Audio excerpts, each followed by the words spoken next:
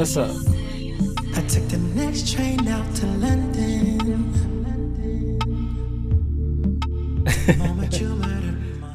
How's everybody doing today? Real quick intro. Just a little something, you know. Let people file in. Okay. I'll edit this stuff later, I guess. Yeah, so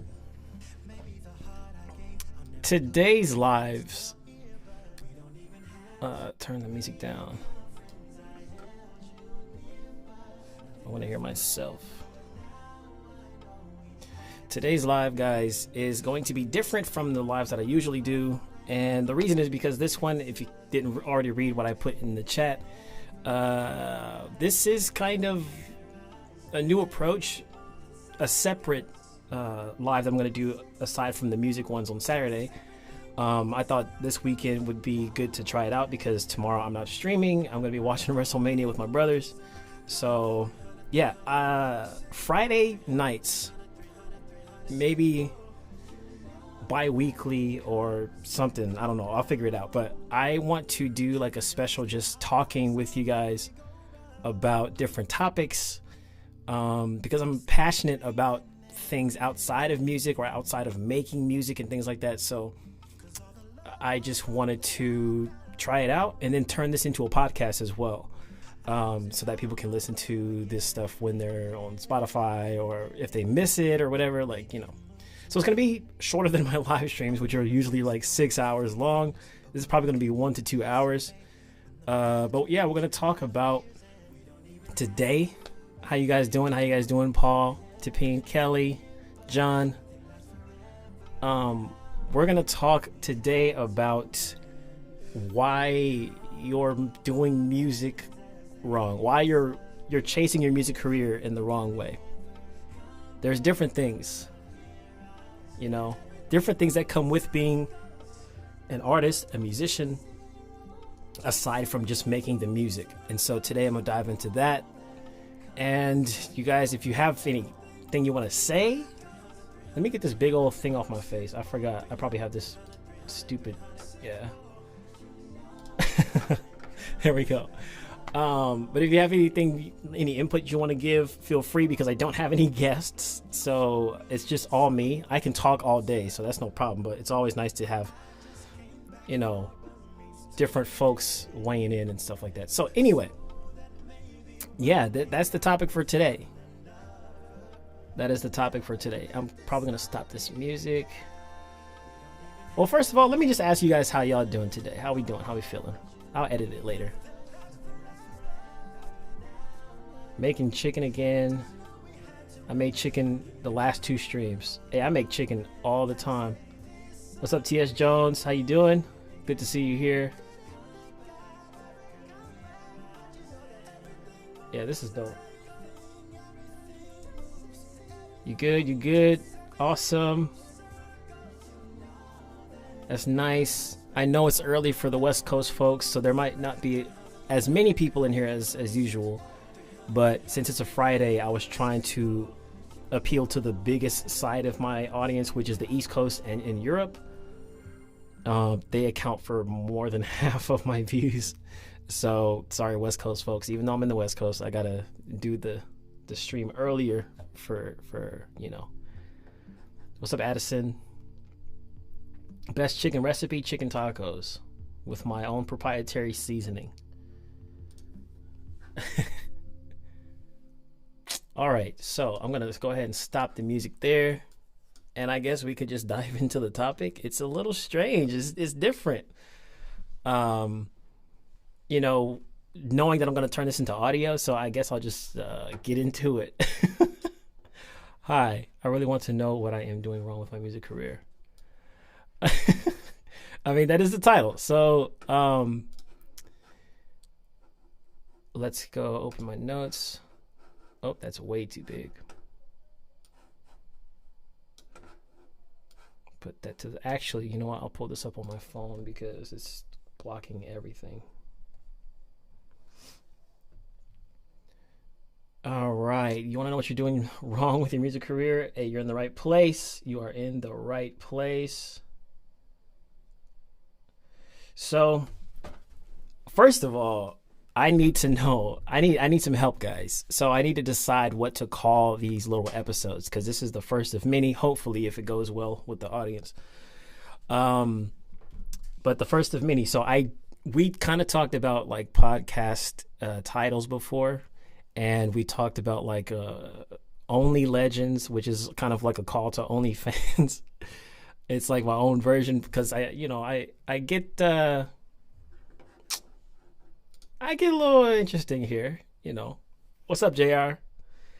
Um, but then we also talked about what was the other one I had? It was something like, oh, please stop talking. I love that one because it really feeds the Gemini in me. So we got please stop talking. We have Only Legends. I don't know what to call it yet. So whatever you guys think sounds dope. Podcaster here. I just want to reach as many people as I can with every episode. Exactly. Same here. Same thing here. So I guess while y'all decide what I should call this stuff, how has it been working with Isotope? That's a different topic for a different day. I might touch on it today, but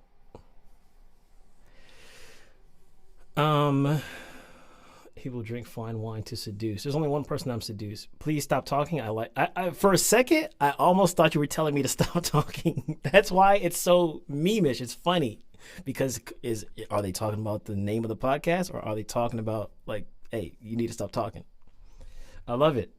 I kind of want to go with that, but yeah. So for now, welcome to Please Stop Talking. This is my Gemini podcast hour or six. It's good to see all you guys here. And those of you who are watching afterwards or listening to this afterwards, I appreciate you as well. Talks with Legend is too boring. It's too formal. I don't like it. Sorry. So, how do you start a music career? This we're going to talk about a little bit of how to maintain or like go about pursuing your music career. And the reason why I wanted to talk about this stuff today was because recently I've had to do a lot of things to keep myself inspired and to keep myself refreshed in my pursuit of being an artist. And I don't know if you guys have watched the previous videos. There's the studio reset that I did where I kind of like kept the atmosphere very creative in here. I kind of just took a break from working and everything, and I lit some candles. I got one lit here. I put the lights on, and I just vibed out. And then, there was my videos with press photos because that's another side of being a musician, an artist that we don't really focus on. And I'm trying to bring that into the forefront. And then there's also today I had an epiphany. Well, not today. It's been a long time that this has been going on ever since COVID hit. But I'm very out of shape, and this is another thing that I want to discuss, man. So, yeah,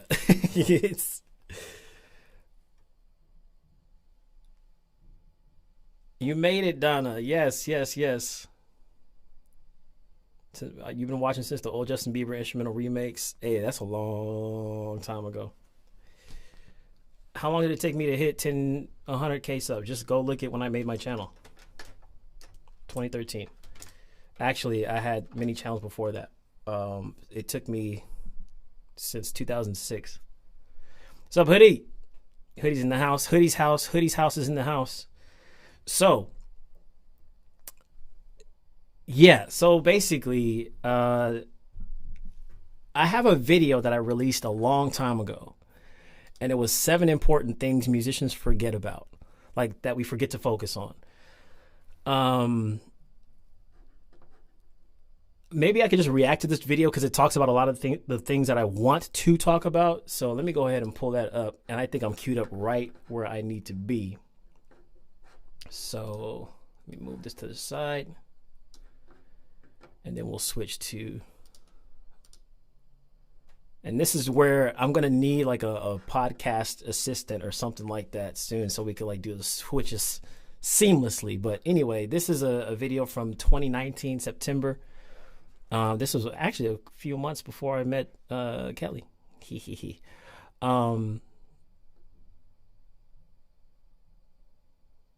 You should what? I don't know what that means. But yeah, let's check it out. Let's check out the points that I made. So number one on the list is practice, believe it or not. And I know that seems like a very obvious thing to say. It seems like the simple choice. You think everybody should remember to practice, especially musicians. They don't. And a legend with no mustache. Yeah, this is what I look like with a bare face when I'm trying to impress women who don't appreciate the facial hair. This is travesty. It's I look like a baby. What's going on? But yeah, practice is one of them. And like that's one of the obvious ones, you know. We always say practice makes perfect. You got to rehearse, blah blah blah. But I think a lot of people these days, they kind of don't really practice. Even I am guilty of this. I don't ever do vocal warm-ups, not even before I record. I don't ever try to increase my range. I don't ever do things that would be the equivalent of me like sharpening my knife or you know, increasing my skill. And that's not to say I'm bad at what I do now. It's just like I could be much better if I was practicing, if I was learning. And I maybe part of the reason why folks don't take part in that is because it's like it seems boring, or it's like if you already know how to do it, it's like, you know, I'm fine at this level type of thing. But nah, if you want to be an artist, if you want to be the best and be with the best, you have to really put in the effort to be that top level. Do you think Beyonce thinks about rehearsal? I mean, she probably does say, oh, rehearsal again, but she goes and does it. That's why her shows are so amazing. That's why Bruno Mars's vocals and his songs are so amazing. They practice. They take time to hone their craft. This is something that it's just not done enough. And I can say that for a fact because I'm one of the people. So anybody out there listening, if you're going to come in here and say that you don't practice, or that you do practice and all that stuff, you're probably lying. Because, you know, I'm just going to call you out. I'm going to call you out. Whoever, I know it's you. It's you. Yep, it's you. The person who said, no, it's not me. It's you. Don't even front. The reason I know this is because a lot of musicians on my channel, when they're asking me about how did I get where I am, how can I be like you, how can I produce music like you do, the number one answer that I give everybody is time to practice. It takes time to grow. It takes time to learn all of the things that I have learned to be the musician that I am today. But it takes time to learn, time to grow. Too many people are impatient. Impatience is it's the real disease. It's the real COVID-19 in the music community. Impatience. Everybody wants to be famous fast. You know? Oh, if you're a music teacher, of course you practice every day. I mean, you got to, because you teach. You must practice. But, you know, in terms of somebody like me, you know, like technically recording songs and things is practice for me, but that's only if I'm making a video. Now, there could be much more that I do, but there's so much in my schedule that it makes it very, very hard. But you can always make time. You can always make time. Fast famous. Fast famous don't work. I wish people knew that. I wish they knew. I wish they knew. Let's fast forward to number 2. Number 2, investing. Investing time. Let's talk about it. Investing time. Investing time, right? I actually did a live on Instagram about this specifically, investing time into yourself, into your craft, and investing money, investing anything that's going to put you in a position to succeed, whether that's time, whether that's practice, time to practice, money into new gear, new sounds, new plugins, and even just putting money away to invest in your long-term career. Could be musicians, you know, to maintain a career. Of course, you want a good income, but you also want to build a foundation of financial wealth and health.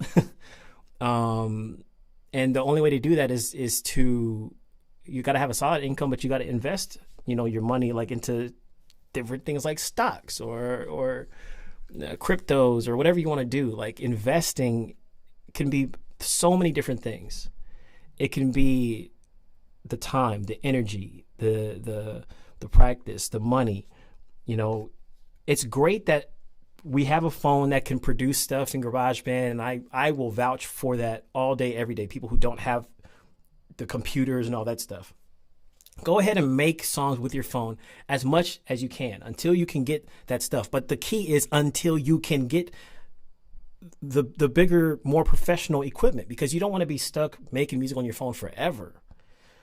Where is the growth? Where is the seriousness about your passion? You got to have it, right? Like, I could have easily stuck with my old MacBook 2010 or 2009, whatever it was, that big old brick of a MacBook. I could have made some songs in GarageBand there, but I would have still been stuck in the past in terms of like what I'm capable of doing, because that was not a very powerful computer in today's times. So if I never would have bought this iMac or my MacBook or my iPad Pro, I wouldn't have been able to do the same quality that I can do now. I wouldn't have had that growth in my sound. If you listen to my very first few projects, you can tell it sounds very good, but you can tell the growth has been extreme, and that's because I invested not only time in myself and improving, but time and money into buying new equipment. I don't care what anybody says about gear, doesn't matter. It does, especially with music. If you have a sucky mic, you're gonna have sucky vocals. You can't slap a plug in and then magically have a buttery, crispy mic. Gear matters, dude. I don't care what anybody says. Now, that's not to say that you have to have the best of the best. This is a $300 microphone, but I have been recording features for Grammy people who have like Neumanns and Neumanns, whatever you want to call it, stuff like that. Can you do it on an iPad? Yes, but no.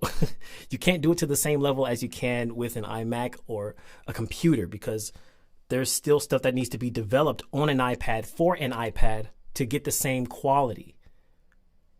You know what I'm saying? It's not there yet. It can be there, but it's not there yet. It's not there yet. So investing money, investing time, investing period, and especially since musicians, if that's what you want your career to be, you have to lay that foundation financially so that if you're not touring, if you're not selling records, because musicians, we have these big gaps in our work and when we're making money. If we're not touring, and if we're not, we don't have an album that's being purchased or whatever, like, where's the money coming from? What are we getting money from? You know what I mean? So that's where investments come into play, and you make money automatically by just putting your money in I have my money in an Acorns account. I want to make a video up specifically about finances, but like Acorns or Titan Invest, Betterment, like there's a bunch of different apps you can use to invest your money and let it grow over time, however much you want. And I got started this year, and I've already seen my account grow by like $150, and it's only been like maybe 2 to 3 months since I've had that account. So being someone who's self-employed, that's very important to me, because when I'm 60 and I'm retired, I need my money, right? So I'm not going to be touring when I'm 60. I mean, I might do a little reunion tour, a YouTube reunion legend tour. Come on, Legends Only tour. That's what it's going to be called. Legends Only reunion tour. I'll be 60 years old and I'm trying to dance on stage and hit the Dougie like an old man because I don't know how to do the new TikTok 3.0 dances or something like that. I don't know. Yeah, investing is key. It's so key. It's so key. So the reason why I think investments is the number 2 thing that every musician forgets to focus on is because a lot of the time people are extremely lazy. To become a better... I'm sorry to say, but y'all sometimes, and I'm one of the y'all, be lazy. Be super lazy, man. But, everybody has that moment, and then there's like a wake-up call that happens. or it'll happen eventually. Something's gonna happen to where it'll tick that box in your brain, and then you just snap into place. You know, that's what happened to me. Because I'm like, I want to take this seriously, and I have been, but there's certain things that I haven't been doing, like maintaining my website, investing time and energy and creativity into recreating my website, investing time into building my texting platform where I text you guys directly, investing time into all these. I was being lazy. That's cut and dry. I was being lazy, but I knew if I wanted to build an empire and be a musician forever, you know, I had to change that. I had to invest, you know. Oh, Jared made a good point, actually. Well, I'm seeing a super chat from last week. Before I even started going into this, I wanted to just give a quick, I should have did this at the top of the podcast, but I want to give a quick, like, if we want to give some good vibes, good energy, good everything to DMX and what has happened. If you guys didn't hear, he passed away. Actually, right before I got on here, I checked my Twitter and I saw the news. So, yeah, I didn't really listen to his music, but like his work ethic and his spirit, you can always tell he was a good dude. So I just wanted to like mention that, you know. Gotta just have a moment here.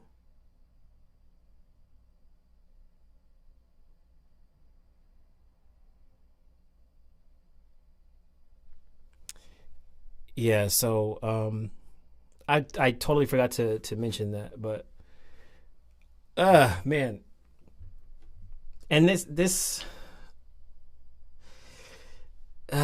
are the things, and that kind of goes on to another point, which I'll get into later. I don't want to like get ahead in the video, but I pretty much already talked about all this stuff here. Now, I actually made a video kind of about this last year. The video was basically about how I got started in making. They don't have the money, that they don't want creation, your content creation, your videos. All right, here we go. Or an instant failure. RIP DMX. We'll talk about like how that ties into what I'm talking about here, but let's go to number 3. So, investments, practice. Number 3, I'm going to say performing. Performing in this day and age, I think, is highly overlooked by musicians because they think they can achieve everything through social media. You have to be. I was guilty of this for the longest time, thinking that I could do everything through social media. And some people do. Some people, especially these days, social media has become a one-stop shop for everything. You could literally put on a live show on social media these days. But just people think that having just a social account, just a YouTube, just a Facebook, Twitter, whatever it is that you use, is enough to launch your career and maintain it. And while it is a very powerful tool, and every single musician on the planet should have a social media of some sort, there's still that physical interaction that we need to break that barrier and build your stature as a musician to the general public. Performing doesn't, this could apply to even just being yourself in the public eye. You know, you have meet and greets, you have meetups, you have some kind of experience. Ryan Leslie talked about this along with will.i.am. He said, since we have social media and streaming and all this stuff, we have to start creating experiences for our audience because they can already get our music. Just go to the streaming platform that they pay $10 a month and stream whatever they want. We have to make an experience. And part of that is performing. That's why a lot of these artists these days, Drake, Kanye, whoever's out there performing and stuff, that's why they have such big live shows and why they tour so much. I think Bruno Mars, last time I checked, he was on tour once for 2 straight years. 2 straight years touring on 24K Magic. 2 years. And I don't even think he was done. I think COVID stopped it, but or something of that sort. But 2 years you're performing because that's the money maker. That's the experience. That's the performance. Even if it's a small show. I used to do like these one-off shows in San Diego where I headlined downtown. Once at Onyx Room, twice I headlined at Onyx Room, and then one I opened for Layla Hathaway. And those experiences, not only does it introduce you to a new audience, people who've never heard of you before, they physically see you performing and singing and this person's dope. But to people who already know who you are, it gives them a chance to build even more of a rapport with you, and they see a different aspect of you. So performing is big, and I used to push it to the side. Like, I want to perform, but like I just never got into learning how to book shows, how to go about any of that stuff. I still to this day don't know how to book shows. I don't know who to contact. I don't know what avenues to go through, which I wish I did before because I really wanted to do that. And yes, performing can lower your stage fright. That's how I got over it. And Anthony's still waiting on the live performance. It's coming, actually, because I have these new lights and stuff. I have a new way to do the live show, because I want to have the camera facing this way, so we get the lighting in the background. I have a cable that allows me to film with my GH5 now, so that'll be not film but stream with my GH5. So that'll be coming in the future. That'll be dope. That'll be dope. Yes, a booking agent. You should get a booking agent. That's one I'm actually looking for myself to perform. So performing is definitely one that you need to do. But in order to do that, you gotta be things in shape. You've been doing it. Now that brings me to number 4: being in shape. Lord have mercy. Being in shape is actually going to help you out in every aspect of your music career, from the creation to the performance to everything else in between. And why do I say that? Because obviously if you're in shape, you are better equipped to perform live for longer periods of time. And when I say being in shape, I don't mean being skinny. Okay, let's get that straight. You can still have your body type, whatever it is, and still have the lung capacity that you need, or the movement that you need. I've seen some stocky people do some crazy things with dancing and backflips and all kinds of crazy stuff. So weight is not necessarily a thing. It's more so being in shape, being able to carry yourself for long periods of time when you perform, and even when you record. Your lung capacity and your throat and all that stuff. Being in shape. Also, this kind of goes to just being healthy in general. That affects how you sing. That affects how you rap. That affects how your longevity in your performance, your vocals, your dancing. How long can you last before that stuff tires out? And it's a muscle like anything else. So like you can work it out. You can't make it buff. You can't change your vocal cords or anything like that, but you can train them to kind of do different things, because we're all designed to sing a certain type of way, but sometimes we're so narrow-minded that we don't access those highs or lows or whatever we have in our vocal cords because we're too lazy and we don't practice. You see what I'm saying? And we also don't take care of our voice. That's why I don't smoke, and this is no offense to people who do, but that obviously messes up your throat. It messes up your vocal cords and your lungs as well. It's not good for a singer. It's not healthy for a singer or their voice. You can still sing, but like look at people like Whitney Houston, who for a long time she was on the pipe, the bad pipe. And she could still sing when she like made her return, but it wasn't to the same level as in the 90s and the 80s. So you got to take care of yourself. What camera is what? This camera, that's the A7 III in that video. Live has a new meaning since 2020. Yeah, it does. This is technically a live. That's why I be going live all the time, because it's kind of like a performance, But yeah, you just got to be healthy and take care of yourself. And this brings me to the DMX situation. And what he had was more so an addiction. And that's something that is a totally different ball game, because when you're addicted to something and you're trying to get over it, you got to just watch yourself, because sometimes you can relapse, and that can end up negatively. And DMX is not the only one. There's a lot of rappers who have gone through this. You know, I think, yeah, there's just a lot of people who have gone through this similar thing because they took one hit of something one time and then they got addicted and then they kept doing it and then they got past it, but then they relapsed and then that was the end.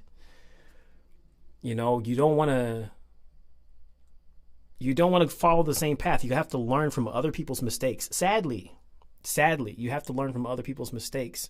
We love DMX. We love, you know, the other rappers who also went on, and singers. There's been plenty of people. I believe Amy Winehouse, if I remember correctly, was due to the same type of thing. We love these folks, but, you know, they had demons, and it's hard to escape. So you have to stay healthy. You got to be vigilant, and you got to, like, I'm not saying don't have fun. I'm not saying don't live, because that's also something I want to talk about. But I'm just saying, watch yourself, you know? Yeah, a lot of people OD. A lot of them do. And it's part of it is like just them taking on that thing. Part of it is them trying to escape the negativity that is around them in the music industry. It's very evil. I'm not going to sit here and say it's like, you know, oh, they're making sacrifices and having board meetings with the devil. Like, I'm not going to say all that stuff. But evil in terms of, like, folks don't care about you in the music industry. They don't care. They just care about money. So whatever they can do to get a dollar, they will do it, including having you be the monkey dancing around for them, and they keep you on a string of drugs. You know what I mean? So take care of yourself. Gotta stay healthy. Gotta be in shape. Gotta stay healthy and gotta be in shape. What's the other ones here? Able to sing higher, sing louder. Capabilities. My voice, kind of vocals can truly help shape you are. The better capacity would be your branding, your image. All right, so number 5, branding. Who you are as an artist, your look, your style, your fashion. I think in today's time, the vast majority of artists who are trying to break into the industry, who are trying to make a name for themselves as an artist or a musician, are forgetting they don't have a brand. They don't have an image. They don't have a look. They don't have something consistent that fans can look at and say, that's definitely a Legend song. That's definitely Legend's look. So this is very important, I would say. And that's why I've been making these videos on how to shoot press photos, how to, you know, plan your image with Mila Note. There's a reason I've been doing this stuff. Is because it's stuff that's not really talked about. I feel like on YouTube, at least not from the men. You know, the majority of the guys on here are just making music, making beats. That's totally fine. But I think I want to be the dude that, like, tells everybody else, okay, well, there's more to being an artist than just the music. You got to also have your branding. And so that's why that comment, if you saw that video, that comment where the guy was like, I could just take a photo with my phone. Headshot stuff is dead. Nobody uses that anymore. Bro, like, you seriously think just taking a photo, like, right here, hey, boop, and that's going to be my album cover? Like, I know these days a lot of the artists, they do that whole low effort album cover, like Justin Bieber with Freedom. He just screenshotted the Notes app, which it's just tacky to me. It didn't resonate with me. People need something to look at and relate the look to you, or relate a mood or a word or whatever it is to you. What do people think about when they think about Legend? They think about wine. They think about, I wish I was wearing my hat, but they think about the greenery, or the fungi, if you get what I'm saying. They think about my brazen approach to talking to folks. I'm never backing down. They think about my straightforwardness, my honesty, the fact that all I do is talk about love. You know, this is my branding. Me talking about sex 24/7 is my branding. That's who I am. So it's kind of like, in a way, you make a caricature of yourself. I know what you think about too, Kelly. But that, you know, you have to kind of, in a sense, you have to caricaturize. You know, those little funny cartoons of drawings that you get at the theme park and your cheeks are all way up here and stuff like that. You have to make a caricature of yourself, exaggerate yourself to your audience. And I do that good enough already because I'm a Gemini. I exaggerate everything. I'm very like flamboyant with my, you know, I'm out there. But the folks out there who are a little bit more shy, please, even if you're shy, if you want to, for your musicianship, in your personal time, be who you are. But in the forefront when you have an audience, and even if part of you is being that shy person, then exaggerate being shy. I know it sounds counterintuitive and backwards, but you have to be flamboyant with being shy. You have to be flamboyant with being not flamboyant. You have to really put yourself out there so that people can automatically, because you see everybody already in Bloom saying Kelly. That's what he thinks about. You know, Anthony, when he came in here, I think it was Anthony mentioned, or a few times before he's mentioned, yo, you're always drunk. Like, that's my branding. You know, I exaggerate it because I have fun with it and I do it anyway. But like, if I were less me, I would probably still put on that image so that it communicates to my audience, you know? And that way people can relate to you, especially if they have similar characteristics, they realize you're human, or they just like the fact that you're a way that they're not. Oh, this person can do the things that I can't because I could never openly talk about my desires and my sexual escapades, but when he does it, hey, high five, boom. Somebody out there feels the same way that I do.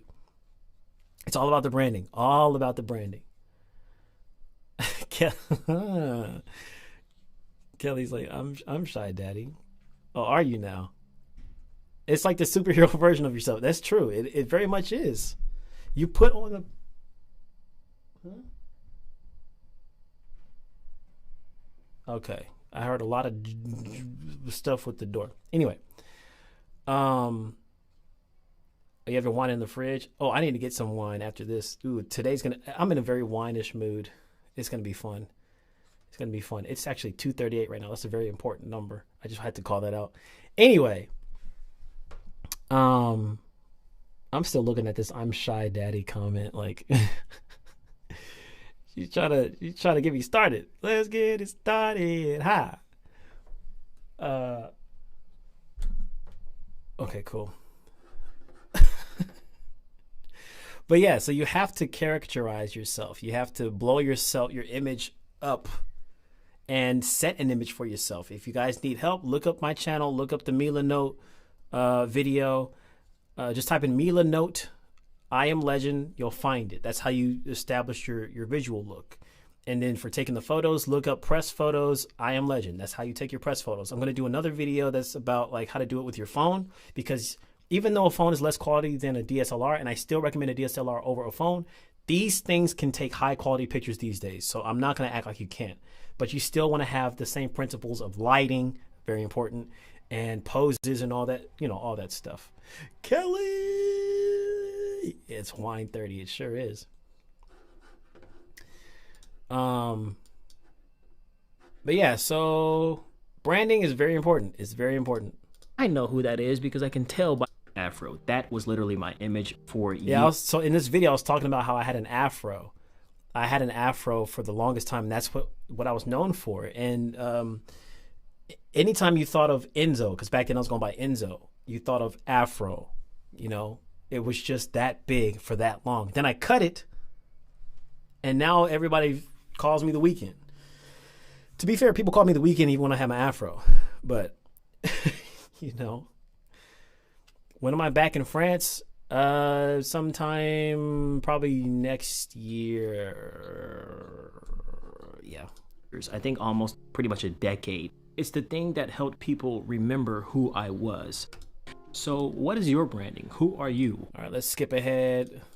And all this stuff ties together. I don't know, I missed some other stuff in there. So I would say the marketing is the tip of the iceberg, and everything. Wait, was marketing the next one? Ties into your investments and investing time into branding yourself, and all this stuff ties together. I don't know, I missed some other stuff in there. So I would say the marketing is the tip of the iceberg, and everything else that I mentioned in this video falls beneath the water. It's the stuff that goes on behind the scenes that people don't see, except for performing, obviously. And I know you probably think I'm crazy when I say this, because everybody who has a social media page and posts their music on SoundCloud or on YouTube, whatever it may be, that is a form of content marketing, which is marketing your music. So why would I mention this in this video? Because that is not the extent of marketing. You have to do so. I think the next one is marketing, but I forgot to put the title on here. But yeah, marketing is very important. And that goes with everything that I previously talked about, especially like photos and branding and all that stuff. Marketing is super important. Content creation is a part of marketing, honestly. If you think about it, every time I make a video that's teaching folks how to make music, it's always a song that you eventually hear on an album 6 months later. You know, I'm always marketing myself in my videos. Content is marketing. That's why it's so important to have an Instagram, a YouTube, TikTok, all of the above if you can. But I do strongly recommend at least YouTube. You have to have a YouTube. Do not neglect YouTube, because it's a search engine. People are looking for what you have to offer. So I always build around my own music so that people ask when they watch the video, oh, is this song out yet? Oh, this sounds dope. I get that comment every day. Where's the link to this song? Is it out yet? Blah, blah, blah. Boom, you slap them with a link. That's marketing.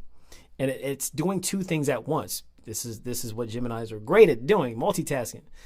I'm putting out this content, you know, that builds your audience. It increases your chances of being discovered by certain people, but also I'm marketing my own music by teaching with my own music. So, you know, marketing is very important. And even with running ads and stuff, I was talking earlier today with Kelly about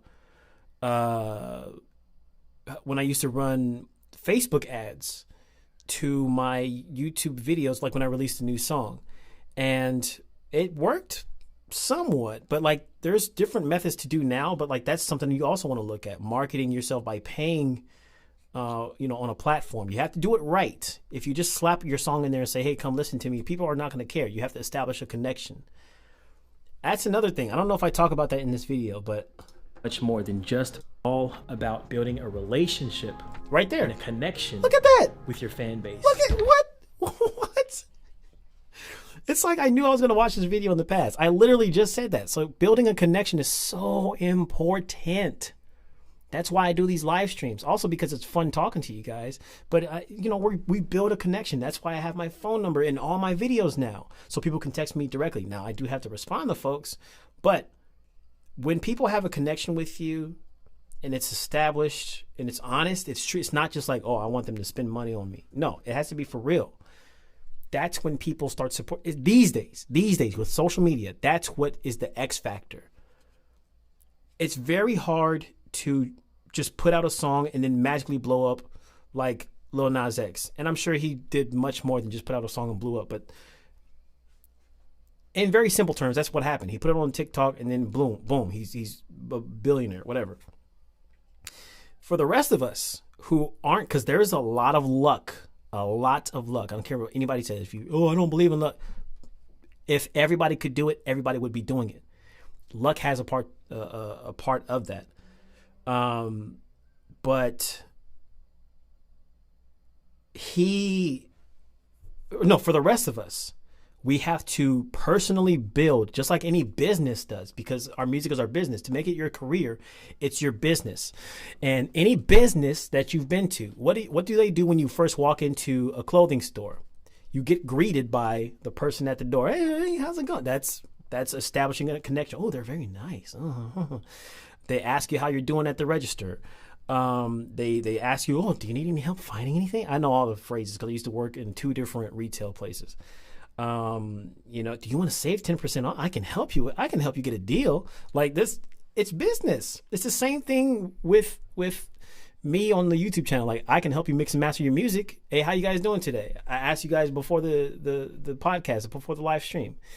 You know, in the comments, I interact. In the text messages, I interact. It's all building a relationship. This is my business. This is what I do. You guys are the people who support the business, support me as an artist.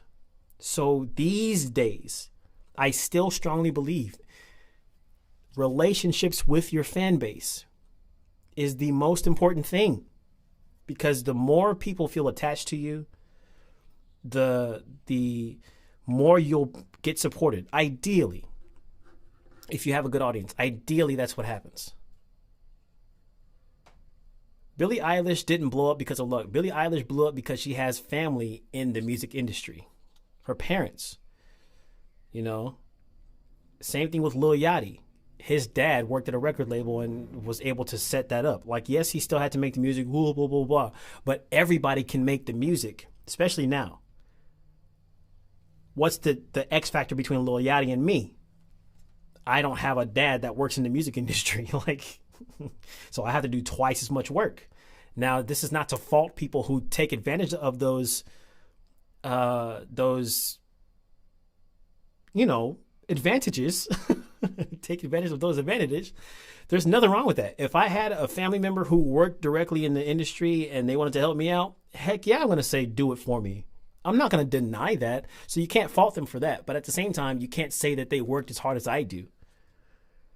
You can't say it's a tricky subject because people get offended when you tell them they're not working as hard as you, but it's the truth. Last but not least, experiencing life. I think this is one of the most underrated things on this entire list. This is the biggest one for me. Experiencing life.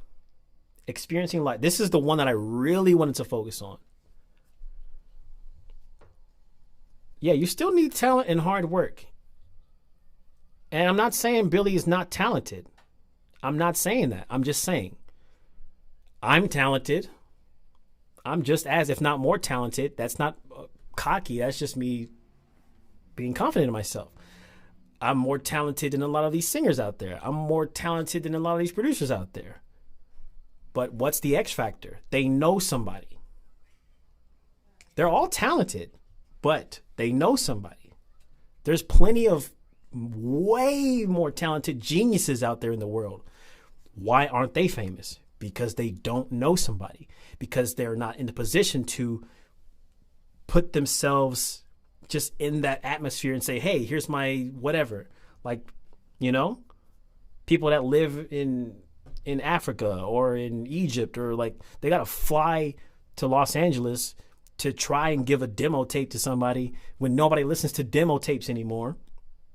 You have to have a social media presence. I'm going down a rabbit hole, but talent is not enough to make it in the industry. It's not. I don't care how talented a lot of these people in the industry are. Talent is not the only thing that got them there. Everybody has a way in. Some of them, it was through 10, 20 years of hard work. Some of them, it was through one meeting that their father had with a record executive. No fault to them. The talent's there, but they still don't work as hard as a lot of these other folks out there who want to have that. Strategies and consistency. Exactly.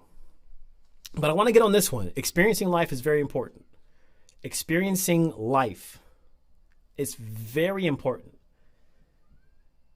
We talked about all the typical stuff, practicing and investing and branding, taking photos, blah, blah, blah, blah, blah, blah, blah, blah, blah, self-care. But experiencing life itself, and I'm just going to stop with that video here.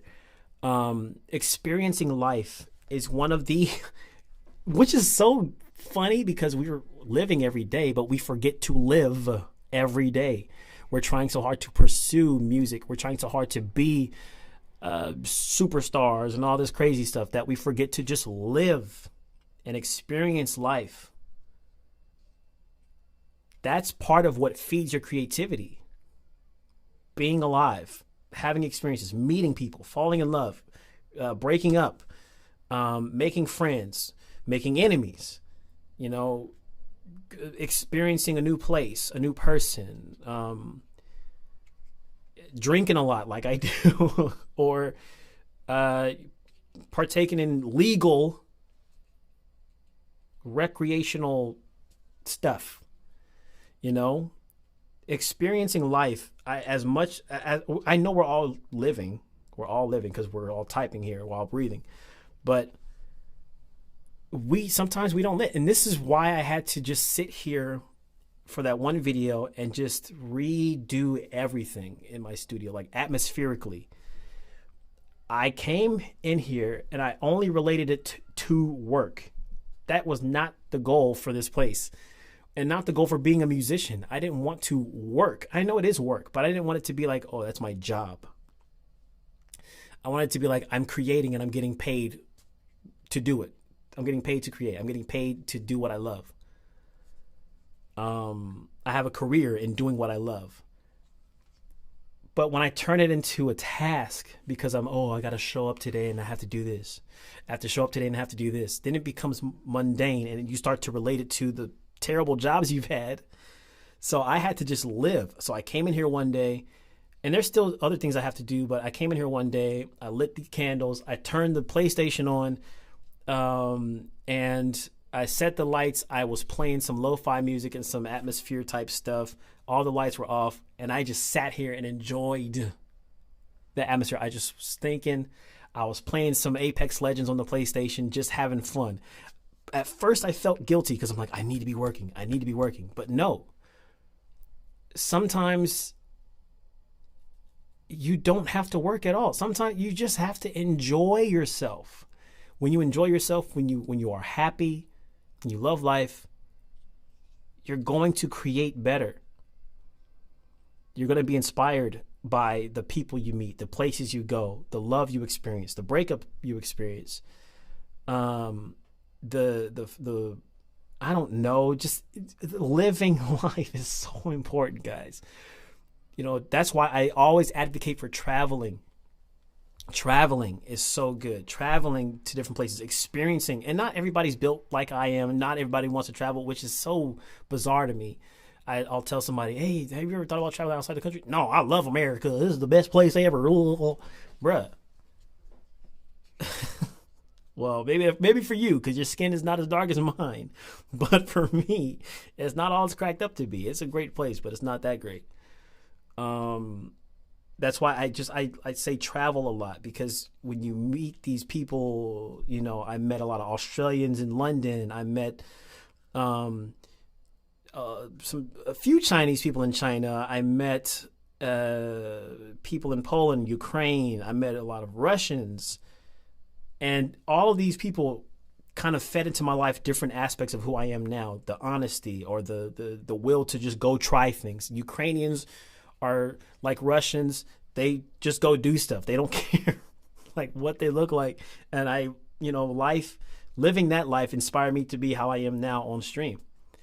And in my life, not just on stream, but like, I just say that because you guys see me. So I'm not saying to travel now. I'm just saying when you can, or even if you don't travel, just experience something new, experience anything new. Get out of your house, go somewhere in your city that you haven't been before. Go try a food that you haven't tried before. I tried Indian food for the first time. I think it was like 3 months ago. I don't remember how long it was, but that I was kind of scared. Not that I thought it was going to taste bad, but I was just afraid of me not liking one thing from there. I liked everything that I ordered, and I ordered a lot of food. Just living life, enjoying life, whether you relax, you read, you watch movies, you play games, you meditate, you have to set time aside to live. That's why between my albums, I always would travel, or I would just take these long breaks, not even make anything. I wouldn't even make a beat. I would just live. And that's when I would start vlogging more. And then I got all these ideas to write new songs. You know, life is all about experience, and being a musician, being a professional music maker is, if you don't live, you don't have anything to write about. You're writing these like fake stories, which is totally fine. It's totally fine to write fictional music, but people can tell the difference when you write something that you didn't actually live yourself. People can tell the difference. And I know this because I recently got a message about 360. Every song I write is by personal experience. I haven't written a fictional song since like 2008. But I get messages about 360 all the time, and everybody tells me how heartfelt the song was, or how they cried, or I hear it in their voice as they're telling me this is an incredible song. It's very inspiring. The reason why it is because I wrote it from the heart, from my own experience. From my own experience. Just a quick point. Some of the reason why is because it's a learned behavior or the way we were brought up. You're talking about as far as traveling, right? I think that's what you're referring to. It definitely, a lot of the stuff is learned experience. Yeah, it's a learned behavior. Because for the longest time, I was afraid to travel. Before I ever went to Europe, I was afraid to go because, people taught me by conditioning that traveling to Eastern Europe was dangerous for black people. There was racist. You're going to get spat on. You're going to get kicked. You're going to get beat up. You're going to get jumped by skinheads, all kinds of crazy stuff. They told me. But what did I do? I'm like, well, I'm going to go, and I'm either going to find out that it's true and come back roughed up, or I'm going to have a great time. And I went, and it was the best time of my life. But it's because I chose to live instead of like, put myself inside it and kind of, I'm in a shell. You have to be open to living. You have to be open to just going after these things, whether it's performing, whether it's traveling, whether it's, doing something that's totally not you. You have to open yourself up to these new possibilities. That's the only way you can grow. You have to challenge yourself and do things that you wouldn't normally do.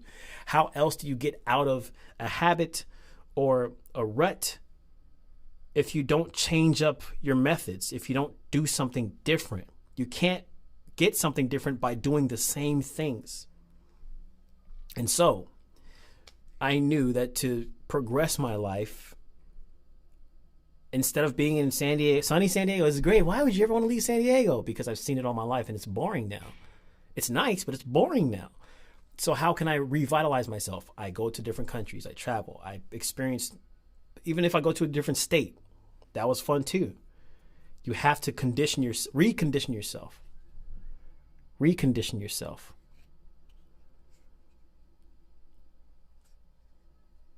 Yeah. It's all very important. All very important stuff. And these are the main things I wanted to talk about. And I have another thing here that's like atmosphere. That's something we forget to focus on. But that's kind of what I already mentioned, like resetting the stuff here. Like our atmosphere, the places you go. That's why I also talk about traveling. I'm going to make a video about this. I saw an article a long time ago. I have to find it. I don't know where it is. I could never find it after this. But one day I actually researched the effect that our brain takes on when we're in different locations. And it literally makes us think differently depending where we are. Have you noticed how some places you feel very like kind of reserved and shy, while other places you feel very inspired and, whoa, my brain is open? Like when I went to China, my mind was so expanded because of the vast like sceneries I was seeing in the mountains. It was crazy. But that's not the same experience that I get when I'm in Romania, in Bucharest, in the heart of Bucharest, and ain't nothing but parties going on till 8 a.m.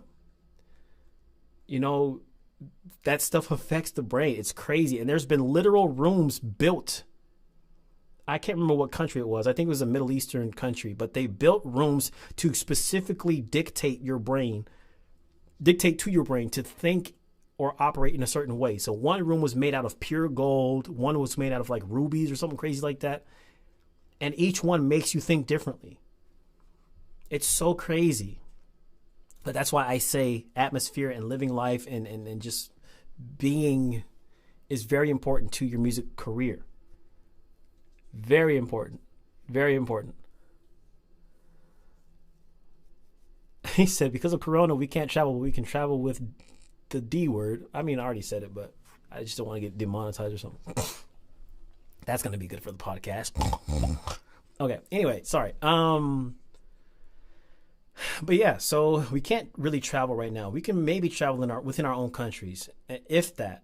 So I understand that's a tough thing, but once stuff opens back up, or if you're able to, feel free to get somewhere, even if it's down the street, somewhere you haven't been before.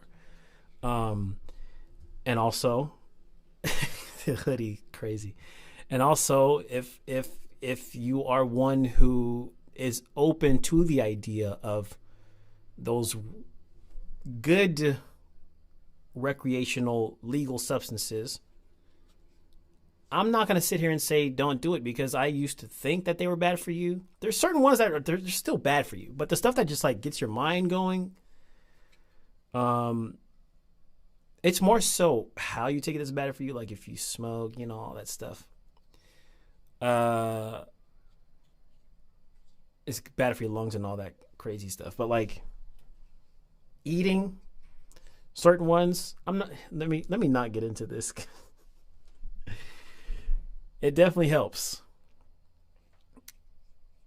Nah, hoodie, this is for a podcast, man. This is why I'm going live on a Friday. Actually, tomorrow is WrestleMania, so I couldn't go live tomorrow. But I just wanted to talk about what people are doing wrong with their music careers. Everybody wants to have a music career, but people only focus on making the music. And there's a lot more to being a musician than making music. Oddly enough, there's being a human. And so that's what I was just talking about. I pretty much touched on all my points. So right now we could just chill. But yeah, like that's the way I see things. That's the way I see things. Let me put this music back on. Let me put some lo-fi in the background now, because I think I'll just edit it right there. That was pretty cool. But now I'm just going to chill. I'm in chill mode.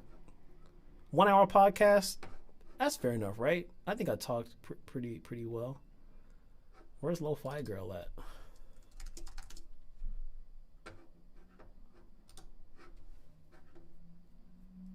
I like downvoted this live stream because the mods in the Lo-Fi Girl chat kept silencing me for no reason. I wasn't popping out. I was just talking to the people in the live stream like, hey, how you doing? And then they would silence me for no reason. So then I downvoted their video. It was deserved. It was very deserved. I'm not going to lie.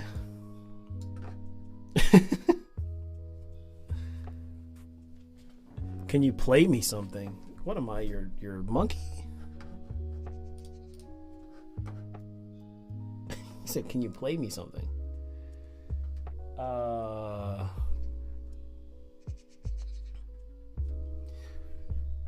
Get on Google Earth might help. What are you talking about? This man opposed to submissions. I'm not opposed.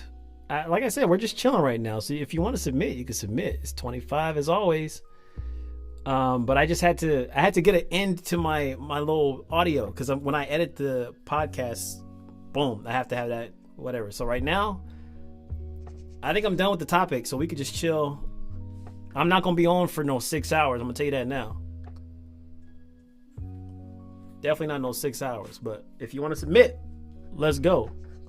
She said, "Please, nuts." That makes me want to go get a drink. You popping off like that. That makes you want to go get a drink. Something's playing. I don't know what you want. You talking about play something on the piano or what? What are you talking about, bro? What am I playing for you? Yeah, yeah, yeah. Wow, wow, wow, wow. No, no, no. So what do you guys think? Is there anything else that you can think of that I didn't cover about, like what comes with being a musician or having a music career, like other stuff we should focus on? I know one big thing, and the reason that inspired this live is I want to talk about stuff that is not music related. Sometimes you got to take a break from the music. This is an important topic. I should have put that in the thing, but Why is this so loud? Sometimes taking a break from music is required. It's required in order to keep making good music. Like, I'm not saying don't make music now or whatever. I'm just saying when you get uninspired or whatever, don't try to force it out, because then you're just gonna uninspire yourself more when what you create is not how you want it to sound. So that's why, as I previously mentioned, I'm gonna start vlogging, guys. And not every vlog is gonna be talking about how to produce. This is how to, guys, check this out. This is another tutorial. Let me show you guys something. If I can find it. This is who I always reference on the channel.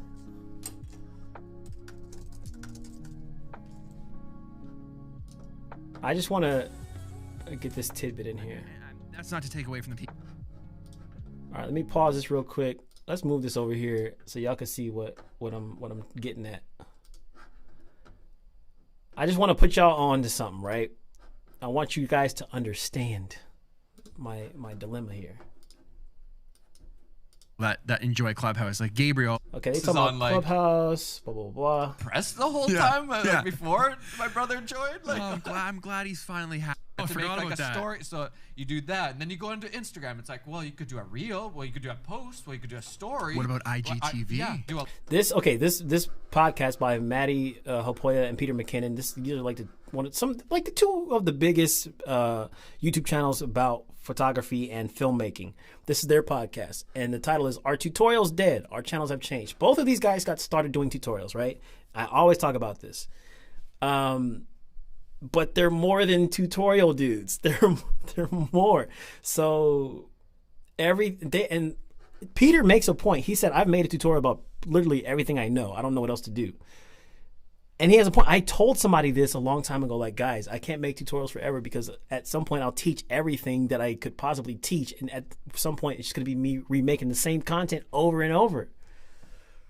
Like, so that's why I want to start vlogging. You know, I want to document. When I can't teach, I just live because I'm a musician.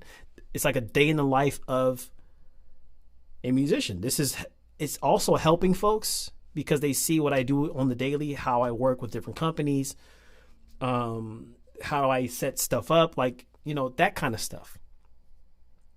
Why is it like on the side like that? Oh, that's weird. Oh, it's huge. No wonder. What the heck? All right, let's fix that. I don't know why it was like that. Anyway, but yeah. So that's why I want to start vlogging, you know? That's why I want to start doing my own stuff. Hey, Courtney's in here. Hey, look, Courtney. Wait, hold on a second. Check this out. You see that? That's that Courtney Hawkins right there. Courtney Hawkins merch. Good to see you here. We can't be productivity machine. I'm thinking about machine. Either sometimes it's important to just be and exist and do normal everyday things. Exactly. That's why, like, I always tell people, like, hey, you either gonna get with it. The next 900K people are gonna get with it because they're gonna know me for me, not for my tutorials. Long form, bro. And Clubhouse. I don't think you and I have ever compared ourselves to each other. No. I just want to get to the section where they start talking about it. Actually choosing not to. Yeah, I remember I called Kirk in the morning on the way into the office. I was like, yo, let's make a birthday video for Maddie, but let's not do it for like another few hours because I want him to watching. Maddie has his 1 million plaque, patent pending. I'm trying to find it, guys. Trademarked. Before we go, it's dope merch. 20 minutes. We've already gone over our. We're not very good at keeping this short. But we haven't seen each other in forever. Yeah. Exactly what I'm probably doing the wrong thing by coaching you to not, like. Anyway, that's what they were talking about. They're talking about tutorials for them are dead.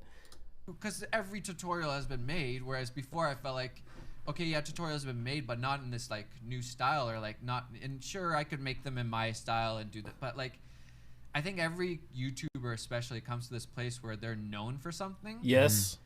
And then people just put that label on you. Yes. You're in that box now. Yeah, you're. For the longest time, I'll tell you, when I first got started, yeah, no problem. Of course, I'm trying. See, this is nothing I'm trying to do. I'm trying to support the community of YouTubers who make music and make videos, like beyond just watching videos or liking or commenting. Like, I think I want to be like how the film folks are with each other. I want to be that with our music stuff.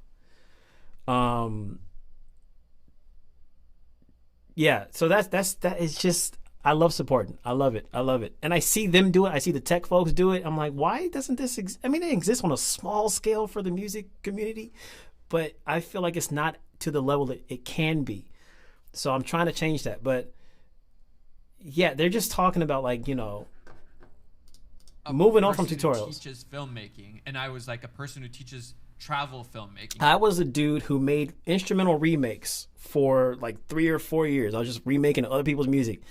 And while it did give me a lot of subscribers, like my first 10K, it was making other people's music, which sucks. It was good practice. It was great to feel like, dang, I really recreated this almost to a T.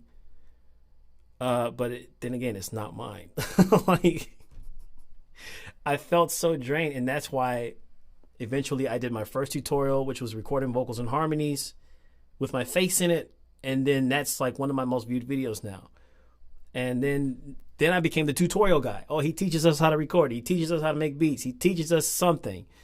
And now it's been another 3-4 years since that, and I'm ready to get the ball rolling into he's just an artist with a YouTube channel, but I support him in everything he does. Like, that's what I'm trying to, like what these guys have. That's what I'm trying to do. Not trying to. That's what I'm going to do. But let me put this music back on.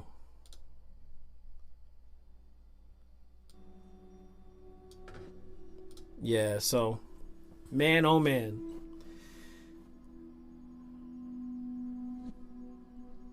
The real ones stay. You know, even it's funny you say that, because notice how as soon as I stopped talking about music, well, you guys don't notice because you don't see the concurrent viewers. I was talking about music. I was talking about all that stuff. I was at 50 concurrent viewers. As soon as I started talking about wanting to vlog and wanting to just be a person, I dropped to 35 viewers. 15 people dipped, but the real ones stayed. And like, that's part of the process. That's part of growth. It's like you're shedding pounds. You're trying to be, if you're trying to like beef up and be this buff dude, like, you got to shed some pounds. You got to drop that stuff to have this new body. Whatever. If you're trying to get over an addiction, you have to stop doing that thing, drop it, leave it in the past, and now you're healthy. You're you know. The same with being a YouTuber, a creator, a musician. I hate how people don't give creatives, and especially musicians, a chance to evolve. For so long, I heard so many people tell Kanye on Twitter, bro, we missed, where's the old Kanye? And he even made the song, oh, miss the old Kanye. Like, he had a point, a very Gemini thing. This is why I love that song, because it's a very Gemini song and I relate to it.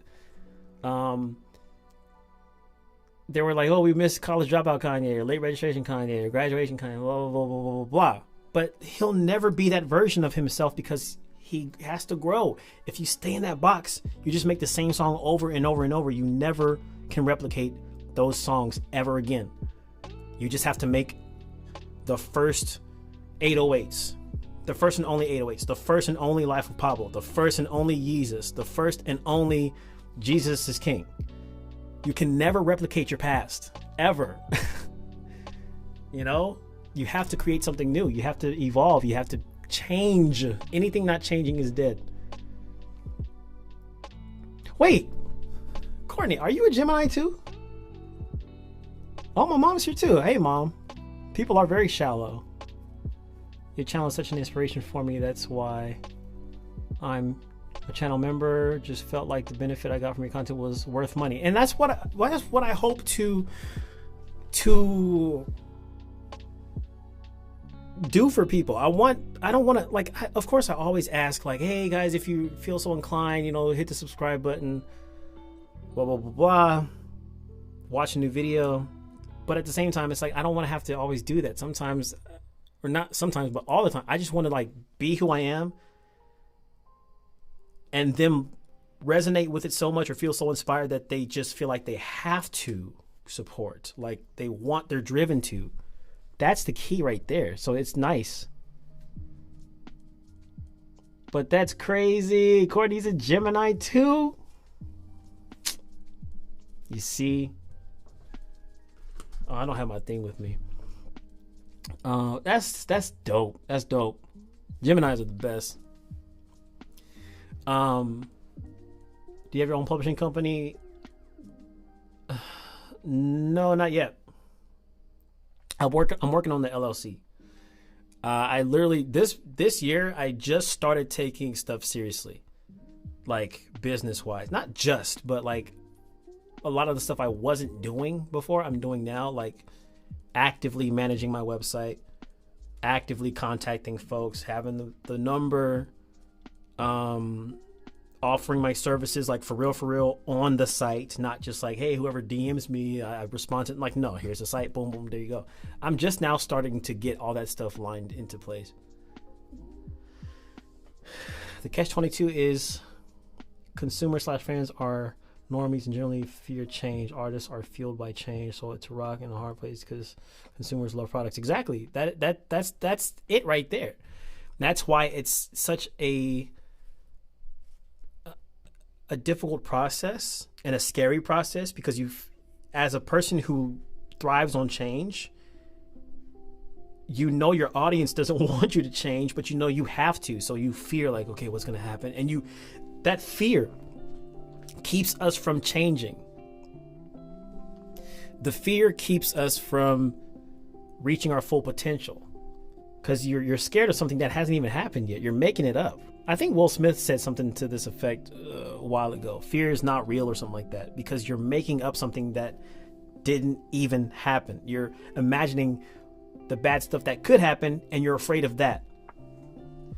So like me changing my channel direction, not changing the direction, but like posting stuff that's not always music or making music in the studio, I've made up in my mind a scenario where like, oh, he's doing this now, he's just trying to be Casey Neistat, or he's just trying to be a vlogger. Oh, I'm not here to watch that. But it hasn't even happened yet. But I'm like, don't do that. Just do it and then watch what happens from your actions. Nobody can tell the future, you know, unless you have a dream or you write it in a song and then it becomes reality, which happens to me very often, actually. I've written a lot of songs, fictional songs that came to pass. I've had a lot of dreams that also came to pass that were just dreams, like years ago, months ago. It's a weird thing. I read something the other day and it went something like, don't fear the worst, anticipate the best. Yeah. Anticipate the best. It's almost like manifesting. And anticipation, you're waiting for, you're expecting the best. Waiting for. If you make room for that, then it has room to show up. If you make room for negative stuff, of course it's going to weasel its way in. It's such an interesting way to look at it. You make room for something. You set a place for whatever.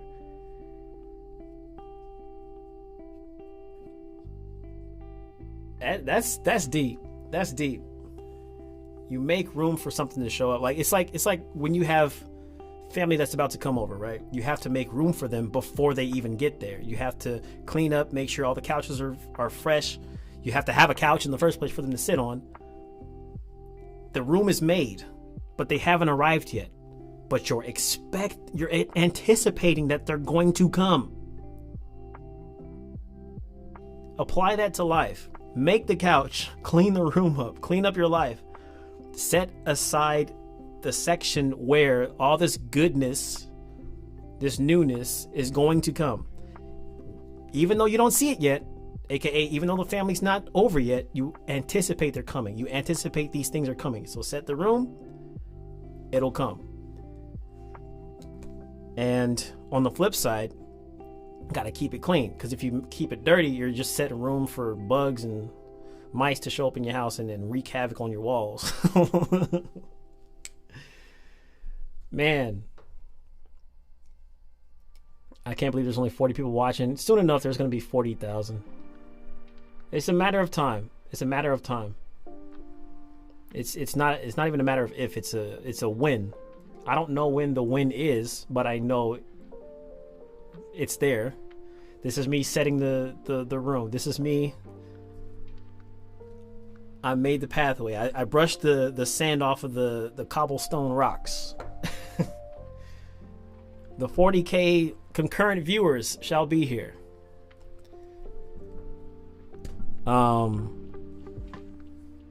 You just have to do that, but you also still have to put the action forth to bringing those things to pass. They're not just gonna pop up. Your family's not just gonna show up just because they feel. I mean, they might, but but you have to invite them over, or they have to invite themselves, and then you say, "Yes, be my guest." The invitation. I'm not typing in chat. I'm just cleaning, listening to this. No, you're fine. You're fine. You're fine. What's up? If you're gonna put something out, make sure it's quality always. But even if it's not the highest quality, Casey Neistat said this good. He said this very well. Done is better than perfect, because this is podcast. So I started this live. The first half of it was a podcast. I was just talking about stuff, whatever. I planned this stuff. Not even planned. I just wrote down a bullet list of stuff I wanted to talk about. And it was like a last minute decision. I'm like, I'm going to go live. I'm going to talk about this stuff, and I'm going to turn it into a podcast.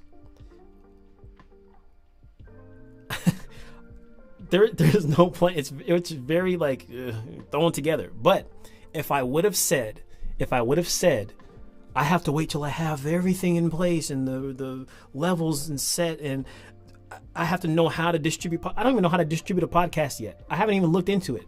But guess what? I'm going to after this video. I am in the point of no return, which is the post that I put on Instagram. You have to get to the point of no return. If you just jump off the cliff, when you bungee jump, you can't, let me press rewind and go back. No, you're already off the cliff. So brace yourself, pull the cord, whatever, skydiving. Like, I'm in the point of no return. So now I have to look up this stuff. If I would have told myself I need to plan more, this would have never happened. I do go live all the time, but like the podcast idea would have never happened, because I would have always been like, I can do it tomorrow, or I'm not really prepared yet. I want to wait till it's perfect. The same thing happens with people's YouTube channel. They think they have to have a cinema camera or a GH5 or lighting or a studio, or there's always an excuse. There's always something, I could have this, and then I'll start. No, start now. Why do you have to wait for everything to be perfect? Just start. Just do it. Just upload something. Just put out some music. Because if you keep telling yourself, let me wait until I get this, then number one, you get no practice in, you get no experience in. Number two, you just prolong your journey,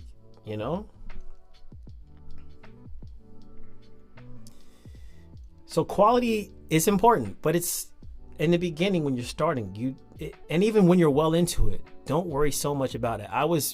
Even my last two projects, I was still not 100% happy with how I mixed and mastered them. I mean, they still sound great, but I was like, there's certain just tiny things I wanted to fix. But I'm like, I could do this for months and I still not be happy. And one of those songs I was trying to release for like 6 years, but it wasn't perfect. It wasn't ever perfect. And then finally I'm just like, you know what? I have to let it go. I have to let it go. I just put it out, and it's great. Thank you, Ebony, so much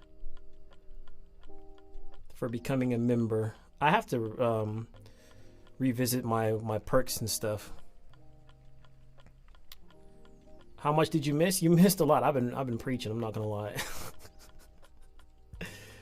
With this world's culture currently today, sometimes and certainly most of the time, we have to make it perfect because of the fact that people judge in a second and can possibly not turn back from one song. That's not true.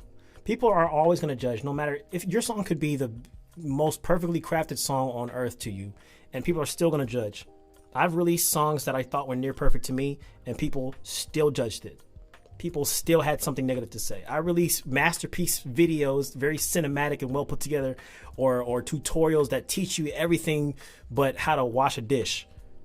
And people still find something wrong with it. It doesn't matter. There's 7 billion people on earth. There's always going to be 0.0000001% of them who are going to just hate on you just to hate on you because they didn't do what you're doing. And the jealousy is showing. There's always those people. Guarantee you. I know from experience.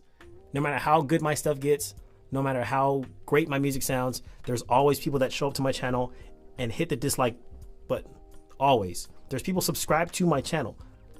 Every time I release a video, as soon as it's released, one dislike. So it doesn't matter.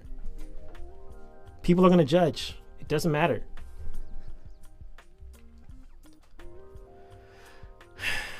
See, Courtney said it best. Even if it's not quality, put it out. You'll learn so much. Exactly. You learn so much.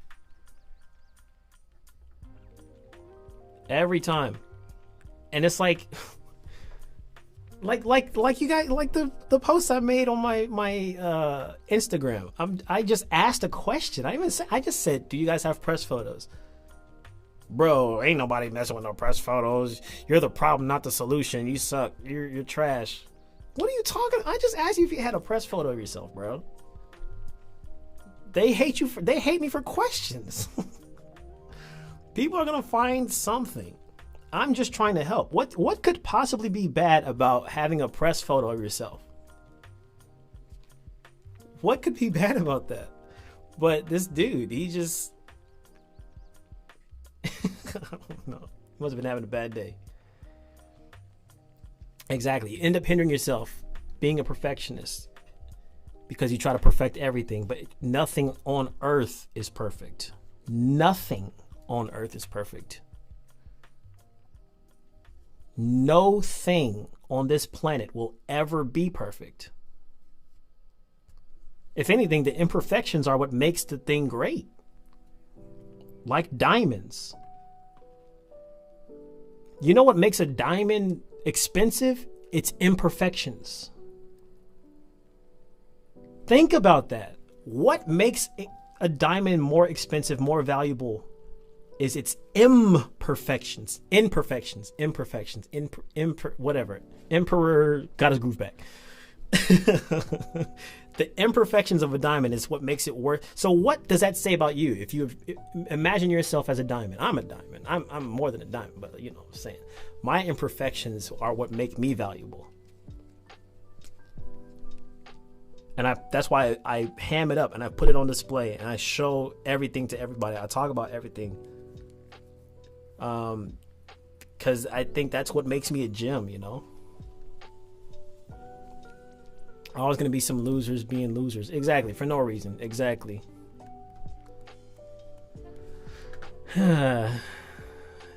It's cliche, but as long as you're happy with your own music and art, that's what matters. Exactly. If you're happy with it, put it out. If you're not happy with it, work on it a little bit, still put it out. Don't wait until you're 100% happy, because if you're like me, you won't be ever 100% happy. You can be satisfied. I will play my music till the wheels fall off every day. I love it. And if anybody heard me, if my haters heard me say that, they'd be like, oh, wow, he's so full of himself. Am I supposed to hate my music? Like, the reason I make it is because I like it. So, of course, I'm going to say I like my own music. The artist that I listen to the most in my phone is me. Why would it not be? That's why I make music. It's fun. And I want to hear myself sing and make dope stuff. What's up, Kid Travis? So I don't understand that logic. Like, why do people hate on you for liking yourself? Oh, he's so cocky. Oh my gosh. You're off to a good start. Nice job and keep it up. Thank you very much. The start was a long time ago, but thank you very much. Dang. Yeah, it is jealousy.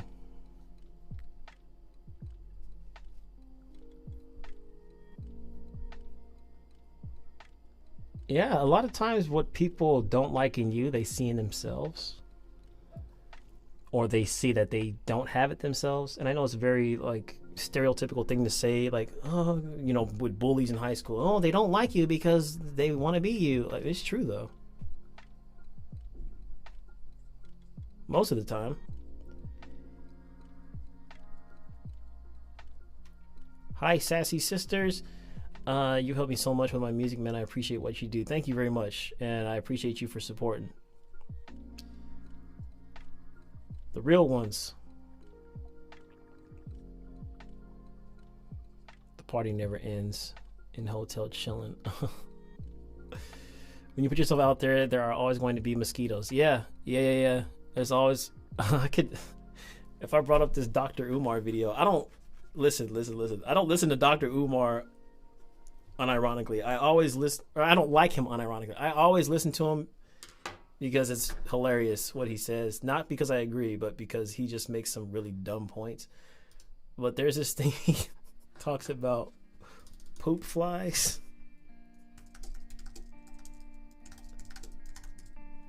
If I can find it.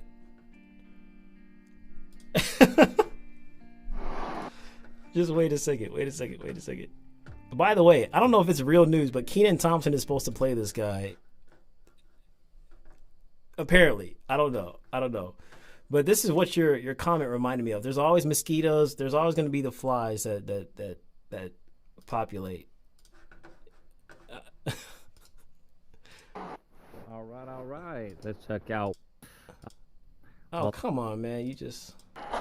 I'm going to hold that camera. Peace and love, family. It's the Prince of Pan-Africanism. King Kong consciousness. Out here trying to clean up the school.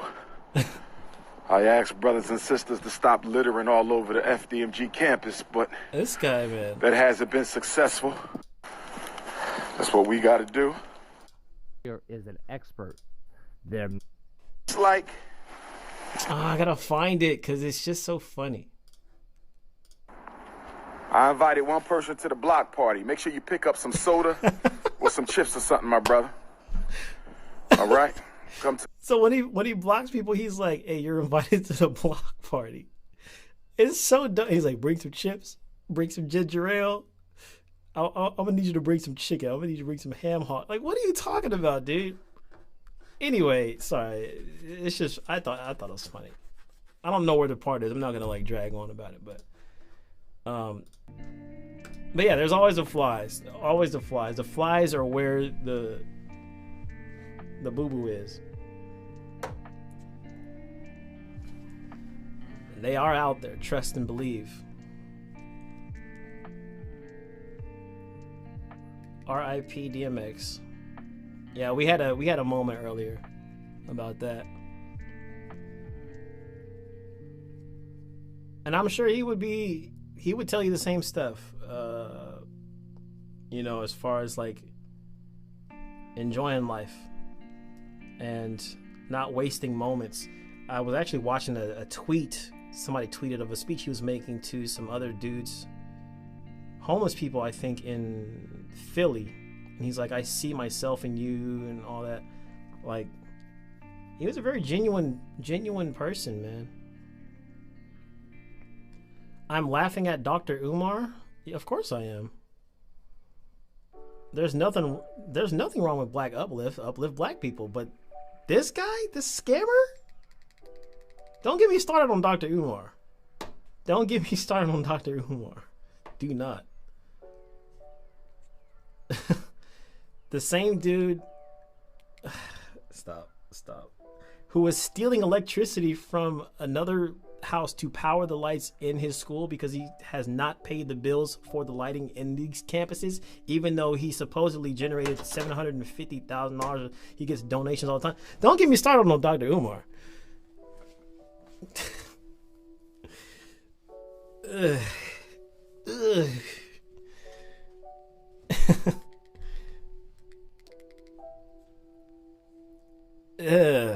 Ugh. I could go off.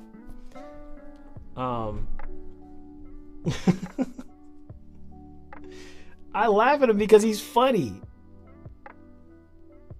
I don't take him seriously. I mean, I take him seriously because he's very serious, clearly, but seriously in terms of like me agreeing, no. If this man brings this school to fruition and is actually helping folks, okay, then I'll be like, cool, you did what you said you'd do. But so far, it's just a bunch of nonsense. It's a bunch of hoopla. And he's listen, I'm the first one to tell you it's okay to be cocky. Because I'm a very confident person. I'm a very cocky person. But he's talking about nobody's ever saved your kids as much as I am. I'm the king of Pan-Africanism and King Kong consciousness. Nobody's helped as many black people as I have. I'm the most, what does he say? I'm the most requested black scholar on earth or something like that. Like, the stuff he's saying is really offensive to folks who actually do things and have done things in the past for black folks. That's why I don't like him, because he's just totally negating all these other people because he wants to be, I'm the one. If you watch those Tony Baker videos, like, I'm the one with the gorilla. I don't know if you guys know Tony Baker. I'm just having fun at this point. Oh, you see. This is what I think about when I see Dr. Umar, right? This is what I think about. Oh, you see, I'm the one that started it all out here. Without me, y'all ain't worth a damn. I'm the one that gave you a little startup money for your little hair care products. Don't act here, girl. Don't act here, man. Go on somewhere, girl. Hey, look here. I'm the one that say they should put ropes up in here for us, you know? And look here, don't ever get it twisted. I'm the gorilla that they're taking field trips to see, you feel me? I'm the one that first started tying these ropes together in this fashion right here. Y'all didn't know how to tie ropes. I'm the one that set it all. Y'all was still playing with sticks when I got here, man. You know what I'm saying? And I'm the one that first used gorilla conditioner in his hair, man. My hair is luxurious out here. I'm the one. He said gorilla conditioner. Oh, man. Fully funded the zoo when they were struggling out here, man. Fully funded the zoo when they were struggling out here.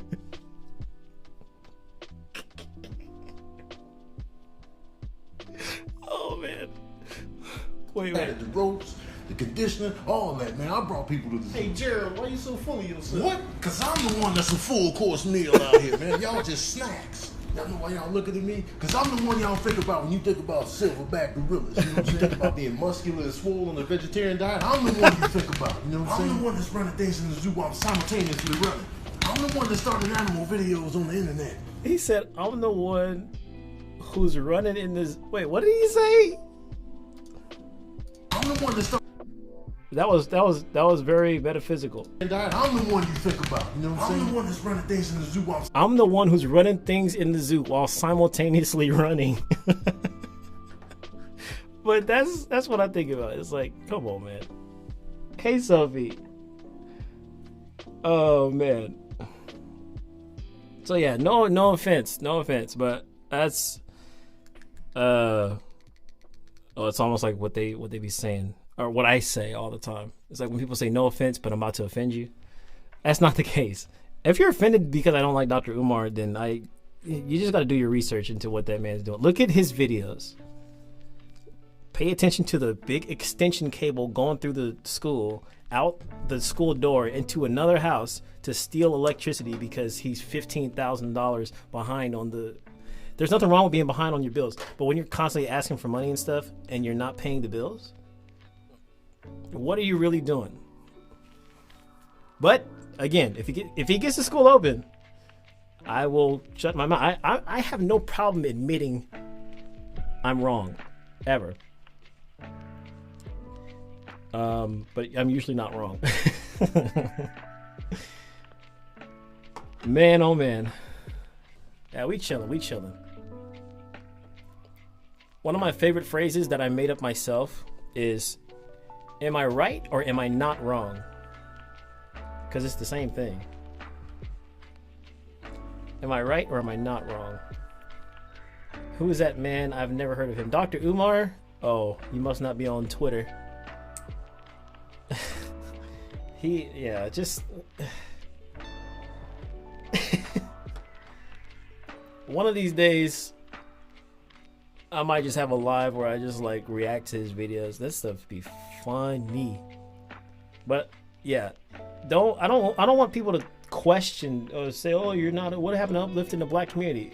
Listen, I'm black. Of course I uplift my own community. I've especially last year was the most action I ever took. I went to one of the protests. I was scared out of my mind too. I went to, and I made a video about it, the protest here in San Diego, when folks, there was one person the night before who,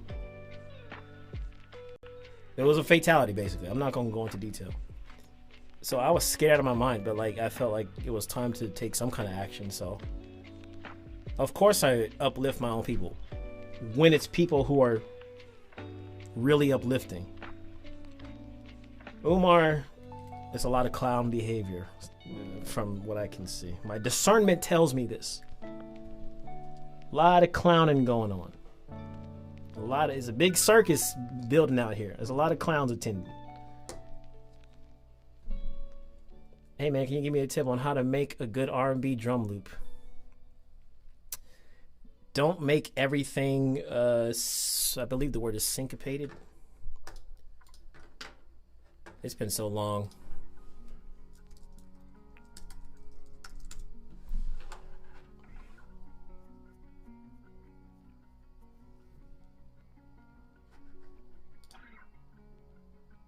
No, you have to make it syncopated. A disturbance or interruption of the regular flow of rhythm. So you want it to be syncopated. Basically, what I'm saying is, when you make drums, in any, well, I would say in any genre, you don't want it to be do, ba, boo, boo, like just like straight, like, listen to the song we're listening to right here.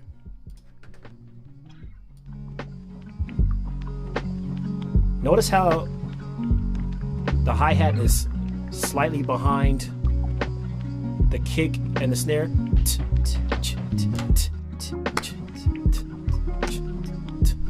Or the snare might be a little bit dragged. Certain instruments, if you drag them, like they're still at the same intervals, all the eighth notes or quarter notes, whatever it is. It can still be there. The intervals are the same. But just in your DAW, take it off of the magnetic mode or whatever and slide it ever so slightly to the right. So it's just a little bit behind. Like, it adds so much character. It's so underrated.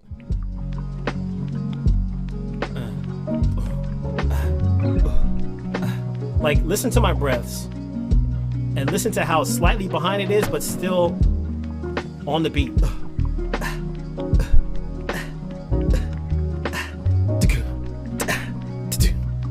Like, you see what I'm doing? So stuff like that. Certain things do have to be on beat, you know, to have that effect. You have to have something that's on beat and something that's a little bit dragged behind. That's a good way to have some nice R&B or even like hip hop stuff. The art of the drag, that's what I'll call it. Let's see. What's up, Jason? There's a lot of members in here, man. That's looking so nice. Thank you guys so much. I'm really happy about that. Really happy about that. It's crazy. I'm feeling very sentimental, especially with this music playing. Do I miss you? Of course I do. I miss everybody.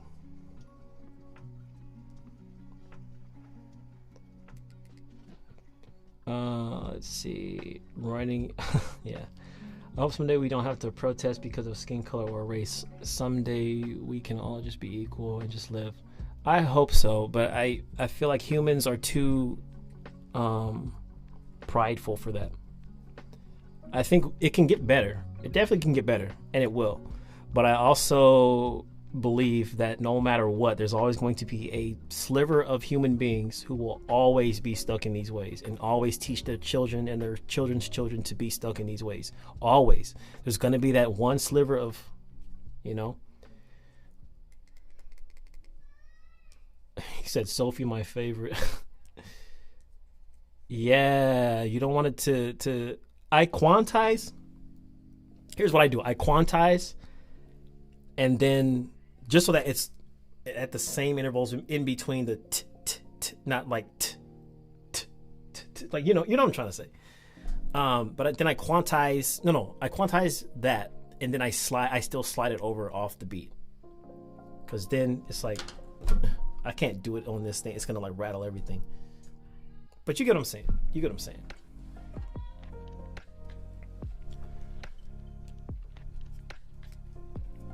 Oops.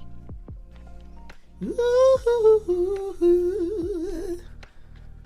trying to think of what I want to do now. Do I want to like preview some music? Well, you guys heard pretty much all the stuff I've been working on, because I've been working on it on the live stream.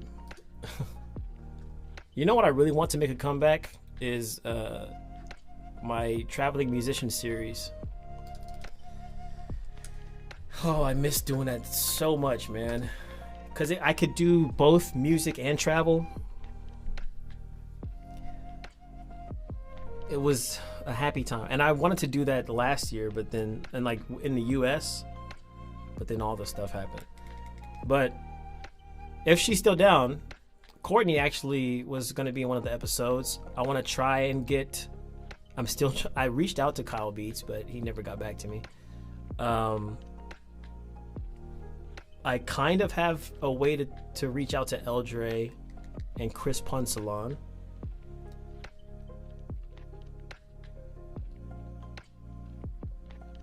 Who else would you... Andrew Huang, I want to slide in his DMs and ask if he wants to be a part of it too. Hoodie, even though I know you do like... not mukbang type stuff, but it's like food related stuff. But I know, it'd be dope to get you on there too, because you're a musician, obviously. Whether that's you here or me out there or both. I'm talking about my series, The Traveling Musician. The first season was in Europe, then the next season was in China. Then I was gonna do a local season like in the US and Canada. And I was there's some people that agreed to it and other ones that I still need to reach out to. And I was saying, you're one of the ones I want to reach out to. I'm not putting you in a box. I'm saying I know that so far that's what you've done, but since you are a musician, I want to get you on. I'm trying to get you out the box. That's what come on, bro. I'm trying to get you out the box. I'm just saying, I know your audience knows you for a particular type of content, but since you are a musician, that's why I'm trying to have you on. That's very cinematic. Ooh, look at that. JJ Abrams, where you at, bro? Sorry if it offends your eyes. Offends your eyes? Who says that? My eyes are offended. Ugh. I'm gonna start using that.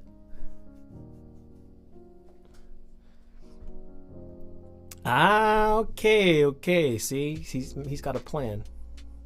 I mean, I know you have music on there because I've played it. I've literally played it, but I didn't know the plan you have in place. Because obviously, it's like me too. I do tutorials all day, but I want my tutorials feed into my music. It's the same thing. It's just different. Does my light offend your eyes? Oh.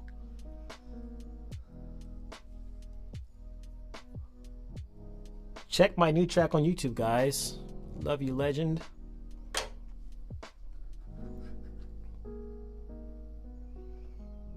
I just dropped this one. What do you think about it? Well, that's for here. Let me hook you up.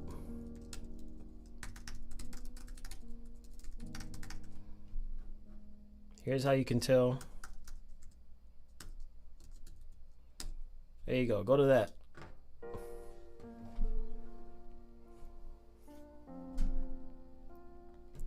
What's good, Christian? Everything's good. Everything's great.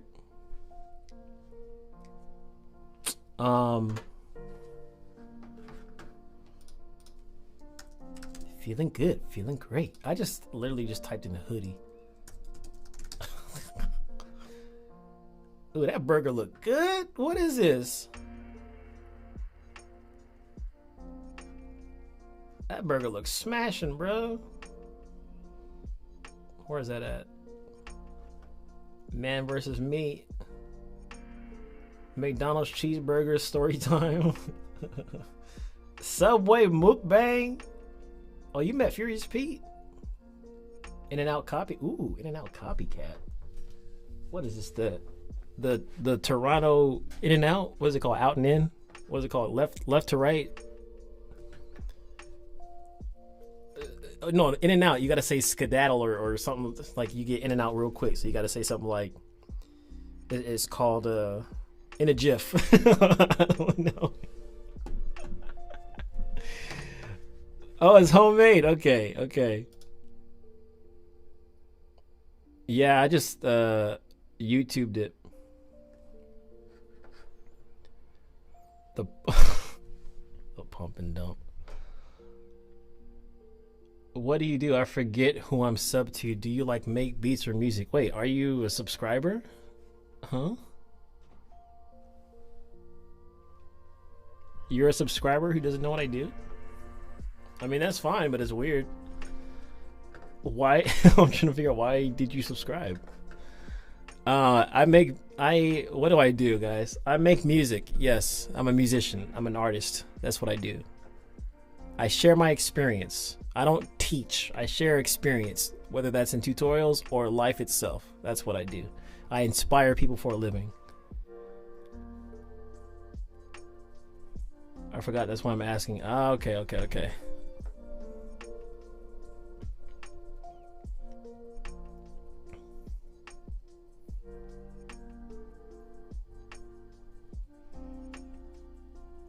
And he gets mad at trolls. Yeah, I sure do. It depends what you're trolling about. Some trolling is funny, but then a lot of it, folks are doing it to make you angry. That's the kind that makes me angry. I don't like intentional trolls. I like funny trolls. Intentional trolling is not the business. That gets intentional blockage. We'll call it constipation. That's where I constipate people. You get it? Because there's a block in... There's a block. Let me constipate you. Boom. That's how you hit them with the block. I'm not gonna do the block party. Welcome to the block party. Who's bringing the coleslaw? Bring some coleslaw. Welcome to the block party. Bring some ginger ale. Nah, for me it's who's getting constipated today? Where's the other donation link? I just typed it, bruh.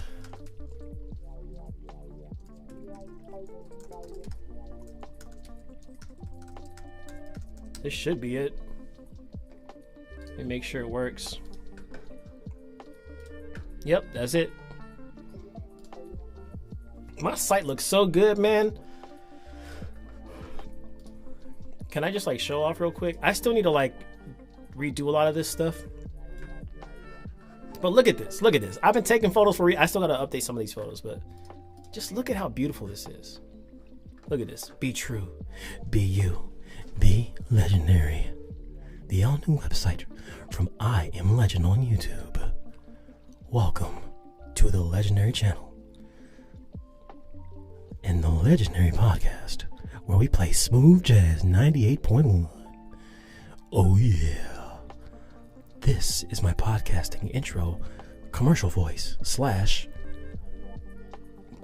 my I have different voices. I have a podcast voice, I have a talking voice, and I have like a cinematic like voiceover voice. Like when I do cinematic voiceovers, even for my videos or like commercials I do for other companies, I always add a little bit of that because it just makes it more. And you guys are probably gonna laugh at my videos now that you know the secret, but that's the secret. You gotta add that little when you talk. Oh yeah, that's it's kind of like getting a mental back rub, a brain rub. It's like having a vibrator on your brain.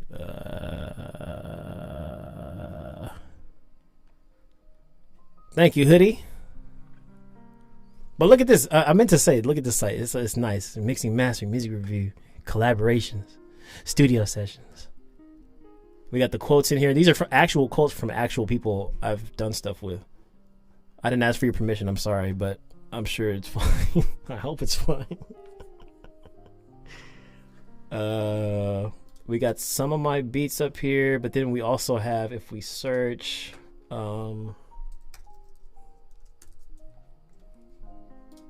check this out. You could play it. You could play the music right here. You could buy it when you go like this. You got the licensing, so you got the sync, you got the basic, you got the exclusive license. Oh, so smooth. I still gotta upload like 480 more beats, but free beats? No. Why would they be free? Are McDoubles free? Is the computer or phone you're typing on, was that free?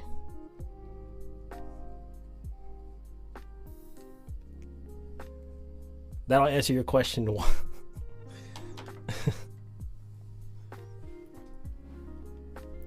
I gotta live, man. I gotta make a living. I gotta eat. I gotta pay bills. So it can't be. How can I make money if I offer free beats?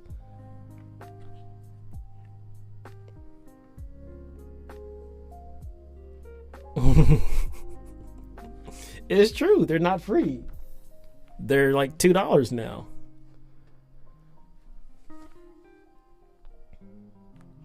All right, let's listen to this. We got a good old Hoodie submission. A good old fashioned Hoodie submission. Well, it's a good old fashioned.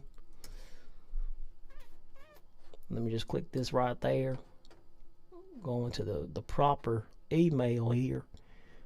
Which one is it? I think it's Legendary Submissions here. And there we go, Hoodie Noir. This is called Get Well Soon Trial. Made this today, not fully mixed. Need to do some automated leveling and tough up some EQs, but just wanted to support. Appreciate it, man. And see how this slaps vibes on your end. All right, let's listen. This was today. Wait, okay. He said wait. I'll wait. Okay, I'll wait. 10 minutes. You got 10 minutes at 4:08.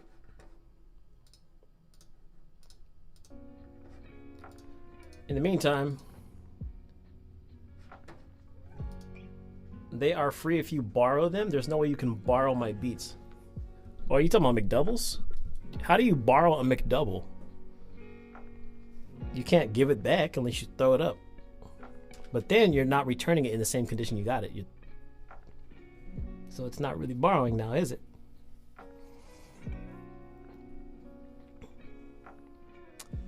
If I send you some stem from, I don't know what that is, from something I'm working on right now, can you help me fix the mixing?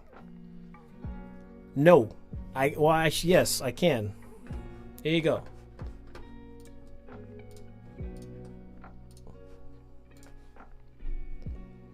I can help you fix the mixing if you send it here.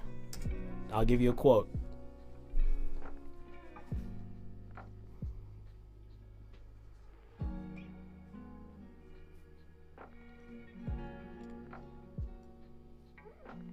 Like, he didn't ask for free, or they didn't ask for free. So I can help, but it's not going to be free. You just send it there, I'll give you a quote.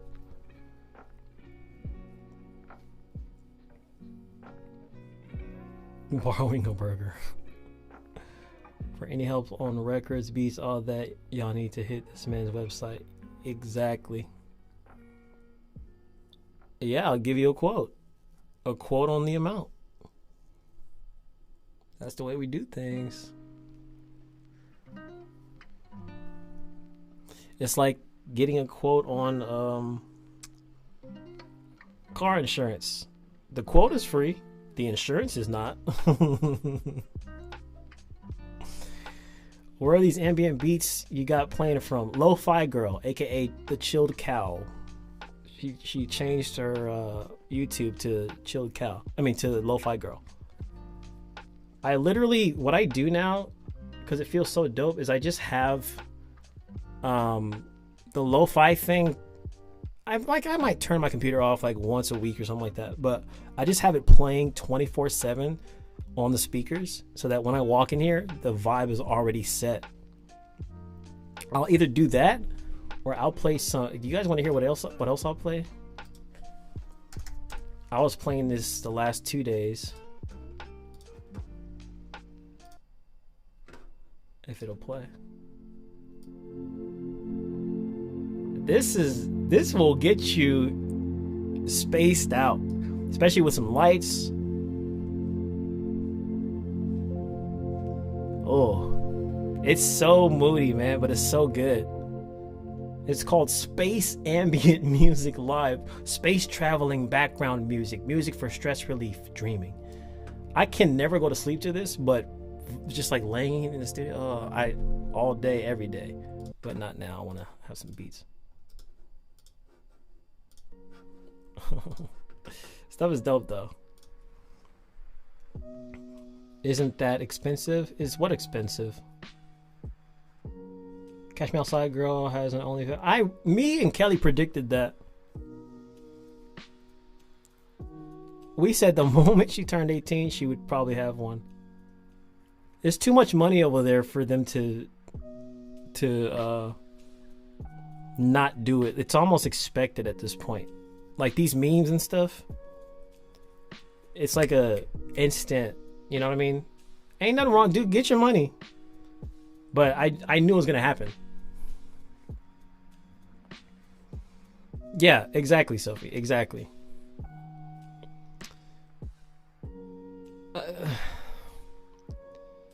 Do you recommend Reason? The program?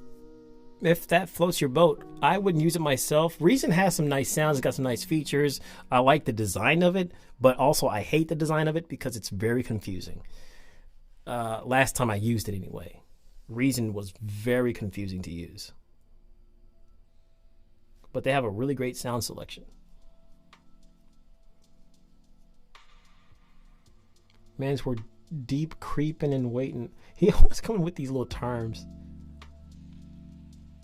Having your computer turned on all the time can be expensive. How so? You talking about electricity? Not if it's in like a low power mode.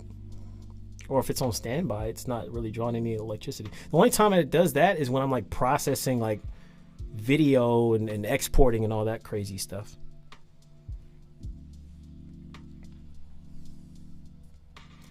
Fruit Loops is low-key the most fire DAW for ease of use. FL is pretty easy, yeah. It's one of the easiest and the most popular. I would say also Machine is very easy to use. And Serato Studio is very easy to use.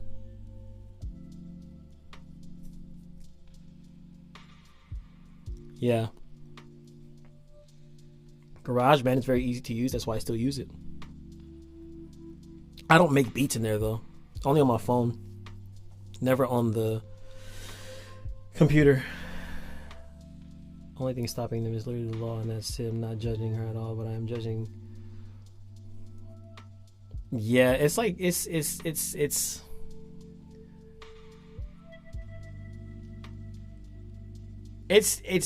creepy when you expect It's like they're expecting. They're, like we talked about earlier, anticipating. Because then you already know where the mind was prior to. I couldn't get my GarageBand mixes up to studio quality. I don't know why. Could be your equipment. Could be your equipment. Also could be a lack of plugins. Not saying you need plugins to make stuff sound good, but it definitely helps with mixing. Even if it's the basic like reverb or whatever, the built-in stuff in GarageBand. Yeah. Would you professionally use Bandlab for vocals or beats? Yes, because I professionally use GarageBand for vocals, and they're basically the same thing, but I'm sure one has other features and they look different and have different workflows. But I've used GarageBand for professional work with Grammy dudes. I recorded vocals on a few of this one guy's song, B Slade. A few of my features, all of my features I've done for him were recorded in GarageBand, and he had no problem with that because the vocals still sounded like a good vocal. It doesn't matter. So yeah, it's perfectly fine. Even Grimes recorded entire albums in there. There was somebody else. Was it a Doja Cat or somebody else that recorded something in GarageBand? You know, Rihanna recorded Umbrella. That got started in GarageBand. It started in GarageBand. Like, Umbrella, Rihanna? What? Are you for real? Yes, it got started in GarageBand. They didn't finish it there, but it started there. I don't like the interface for Bandlab. I'd have to check it out. It looked fine last time I used it. Exactly. You can make anything work. Just stop by from where? Either that's a weird way to say Alabama or it's a place I've never heard of before. Clario started in GarageBand too. I don't even know who that is. Can I use Machine Micro with FL Studio? Yes. You just have to put it into the pad mode or whatever. You can't, like, I don't think you can run the DAW. It was Kaliush. That's who it was. That's who it was. I was going to say her, but for some reason I pulled back. I was like, I don't think it's her. The Umbrella song was a drum loop. Of course it was. But it was still started in GarageBand. A professional multi-million stream song probably got 1 billion streams by now. It was started in GarageBand. I know people that have recorded entire albums on their phone. All right, it's been 10 minutes, Hoodie. I'm about to play this song. You gonna let me play this song? My dude trying to drive up the anticipation. That's what he's doing. I see you. That's the Gemini way.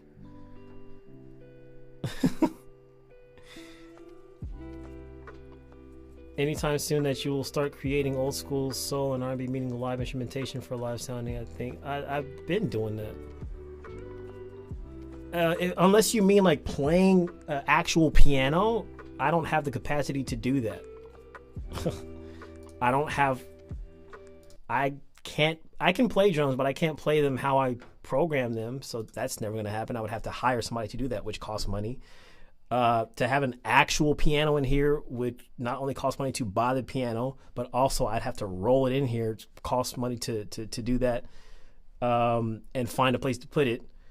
Then you got guitars, you got string. I got to hire a quartet. Like there's too much cost that go into that. That's why I just get a preset from Contact and I play it myself on the keys.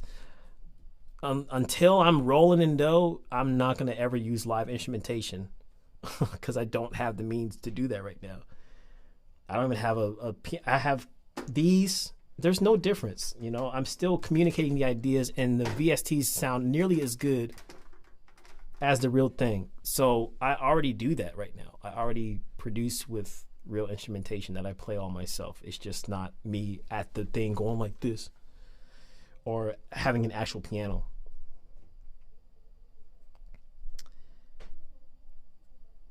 He said I slammed 3 shots. Is there anything special about Machine, or is it just the pads because I already have pads? Would you still recommend to buy one? Of course I do, because the Machine software is incredible.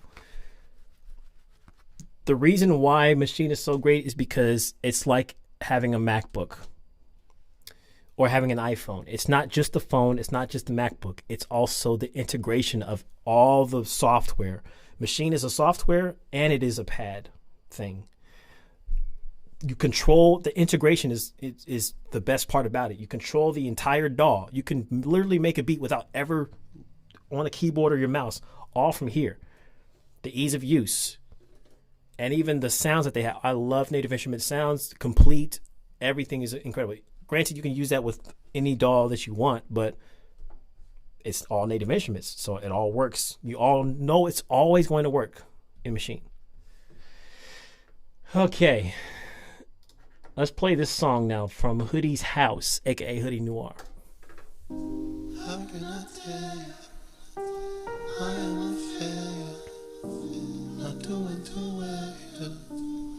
Hope that I get well soon. Hope that I get well soon. That was tight. So I hide it and I wear it well, but deep inside of me this rivalry's unparalleled. Yeah, my head's spinning like a carousel, and most days, man, that beat is honestly, dope too. I scare myself. What I'm liable to do, I hate to be complaining, but I'm tired of these rules. Society of fools, and if you keep on trying me, I'll violently refuse. Bruh. Ooh, well, I guess I'll keep moving on, I like how and hopefully I'll prove them wrong. that lead rap Cause I thought I was the one, but it turns out that I'm probably a none. is Do super you have a gun? it's super chill, Do you have a gun? Excuse me, do you have a gun? but then these background vocals are very like I can surely use one. I wanna lose this illusion. How tense. can I tell you? I am a failure. So let me pause real quick. So like I just want to say what I said. So I like the juxtaposition, but like the contrast of how chill the beat and the lead rap vocal is, and then you have these background vocals that are super tense and intense. Like, and then with that the way that you're pronouncing the words, like I love that. It's the contrast that's really getting me. I love it. I love that, and the beat itself is dope. Not doing too well here. Hope that I get well soon. Yeah. How can I tell you? I am a failure. Not doing too well here. Hope that I get well soon. Hope that I get well soon. Hope that I get well. We live in a rat race. I sprint at a fast pace. It's giving a bad taste. In the roof of my mouth, I'm trooping it out. I'm looking for success. Wondering what's next. For me in this life, I'm seeing the light. Dreams coming alive, the sunset. Dreams coming alive. Dreams coming alive, the sunset. Dealing with life is unfair. Deep in your mind, you wonder. Is dealing with life, feeling what's right. Dreams come alive, it's sunset. Dealing with life is unfair. Deep in your mind, you wonder. Is dealing with life, feeling what's right. Yeah, that's dope. You know, what'd be really dope is if it had like a little bit of that space and it just dropped back in like, just like out of nowhere, you know. And it could be a totally different track, even like if it was on a project, but like you got all that blank space.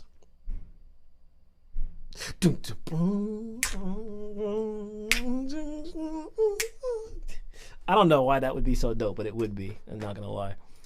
But that was dope as it is, man. I told you. Yeah. Hoodie never misses. Hoodie, JR, Javante, D. Cooper. Y'all don't miss, ever.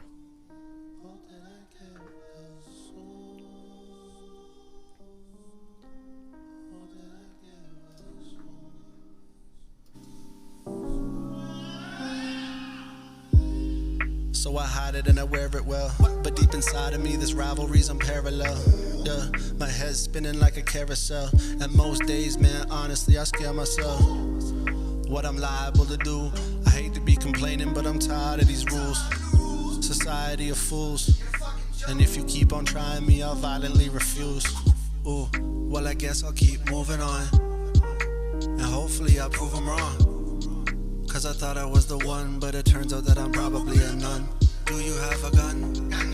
Do you have a gun? Excuse me, do you have a gun? Cause I can surely use one. I wanna lose this illusion. How can I tell you? I am a failure.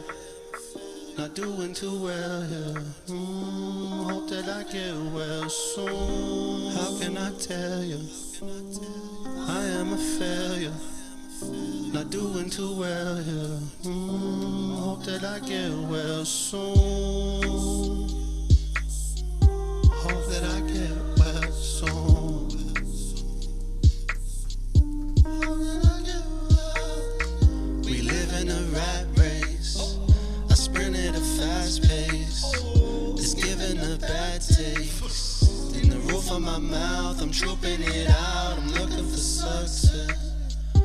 Wondering what's next. For me in this life, I'm seeing the light. Dreams come alive, the sunset. Dreams come alive, the sunset. Dealing with life is unfair. Deep in your mind, you wonder. Is dealing with life, feeling what's right. Dreams come alive, the sunset. Dealing with life is unfair. Deep in your mind you wonder, is dealing with life, feeling what's right.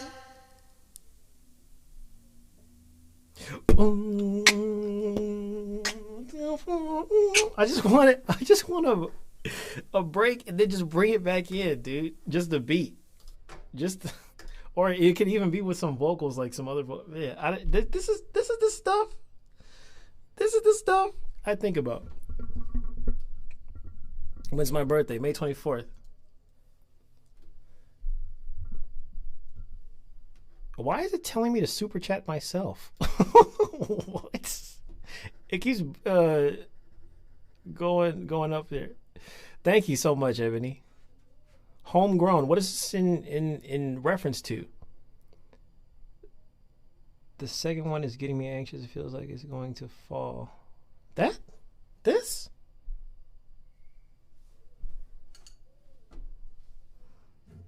I mean, they're 98% on the thing. It'll only fall if I go. Poosh. Should I go like that? I really should. That's rude. That's really rude. I shouldn't do that. I'm not that much of a Gemini. Okay, I am, but not to that level. I'm not the annoying Gemini.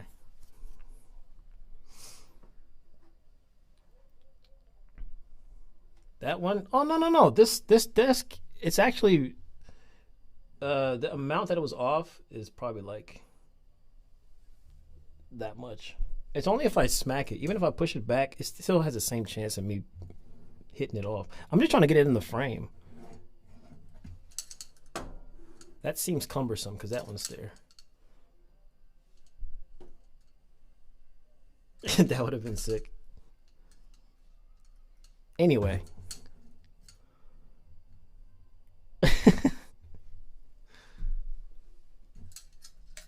I'll just put it over here. One's enough. You know who don't miss? Hoodie and Legend collab. Hey, we already got one kinda. I mean, like, we just didn't finish it yet. Oh, it's real dark in here.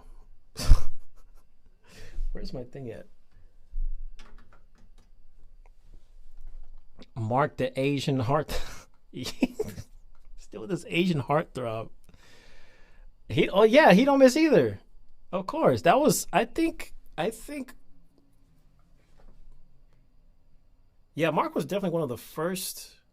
It was like 3 of y'all on that first time we had the really deep, like, vibey live. Mark was one of the ones who sent in the track, and ever since then he just hasn't missed at all.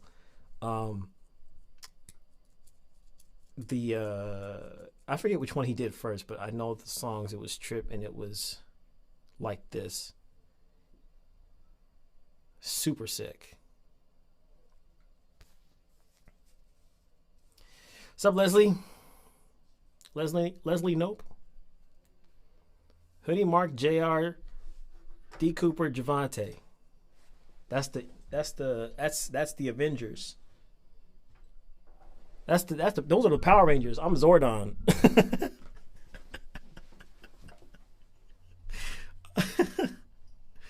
I'm just a curator. Rangers, go release hot music. No, I'm just kidding. Well, I would say on my channel I am, just because it's my channel. Or I'm like the White Ranger. I'm Tommy. I would say the Green Ranger, but then even the Green Ranger turned bad for a second, and he was like doing the bidding of Rita. Was it her name was Rita, right? Been watching your videos for a while. What's up, Connor? How long, Leslie?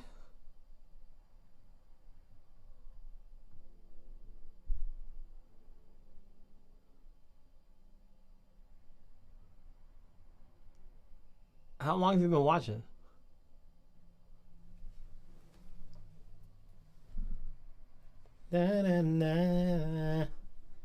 See what I mean? It's catchy. Mocahontas. That's actually a dope name. Mocahontas. Why hasn't anybody thought of that? Until now. My trailer voice. Nobody's thought of that. Nobody's thought of that. Until now. I'd like to know where to get professional and popular sounding instrument packs. Native Instruments. Not sponsored.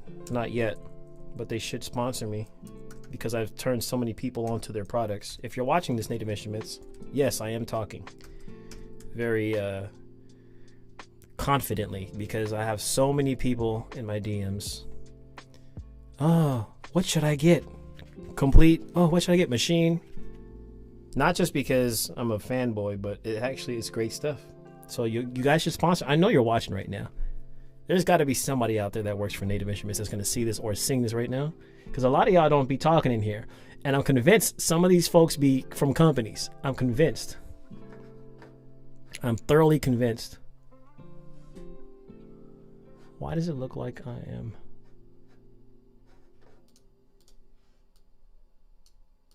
What is going on here?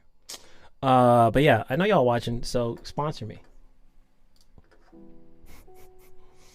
Please. Okay, no please. I'm worth it. I'm good. I'm good for it, boss. Please, boss, I'm good for it. Yeah, see, I'm good for it. Yeah, see, I'm good for it, Johnny. I'm good for it. Get the complete 13, I think it is.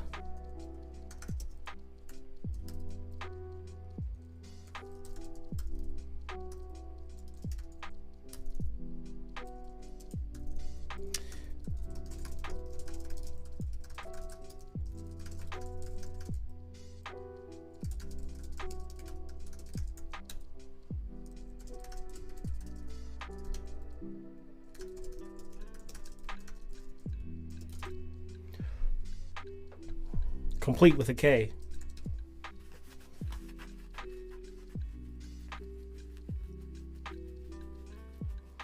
I want to get that flashy keyboard. You talking about Lumi? I want one too. I don't want it though for the teaching properties because I know it's mainly to teach people how to play, which is really dope. And that is one product that I wanted to do for myself, but I'm so mad they came out with it before I could do it. A legendary keyboard that teaches you how to play with an iPad app. Oh, I'm so mad. But anyway, I want that keyboard for myself, but just to have a light up keyboard. I hope it works with DAWs. I hope. Cause that'd be sick. If not, then I don't want it because I already know how to play.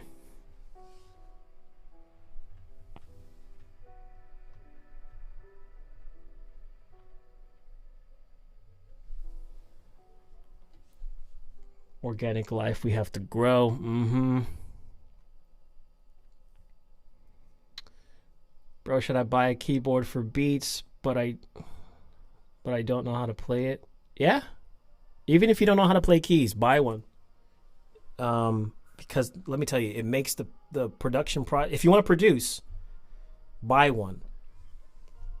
Because it's so easy, it's more intuitive to do this with your fingers than to click. Because as somebody who used to click in every single note to every single chord and every single melody in FL Studio when I first got started, I was manually clicking in with a mouse the piano parts.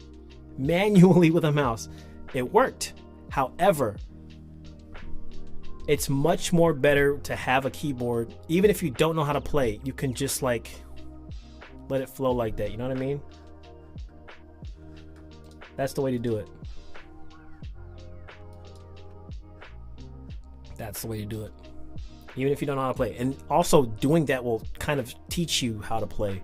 That's how I learned how to play piano. I just sat down and started. 7 years old, whatever I heard, try to copy it. I looked at people playing, try to copy it. That's how I do what I do now. I have this really dope idea for a video. It's like produce a beat or choose your own path kind of thing. Like, you know how those books exist where you choose a path and it tells you to turn to page 45, then you keep going and all that stuff. I'm going to do that, but in video form for making a song. I think that's going to be so dope. It's going to take a lot of work to get it to work right, but it's like, hey, you make the beat. Like, basically, beginning, it'll be like, should I start with these kind of drums or these kind? Then you choose which one. Then that fast forwards you to a different part of that video where those drums are added. Then it's like, okay, should I add strings or piano? You click that. It takes you to another timestamp. The ideas I have are incredible. I want to be Tom. It is a dope idea.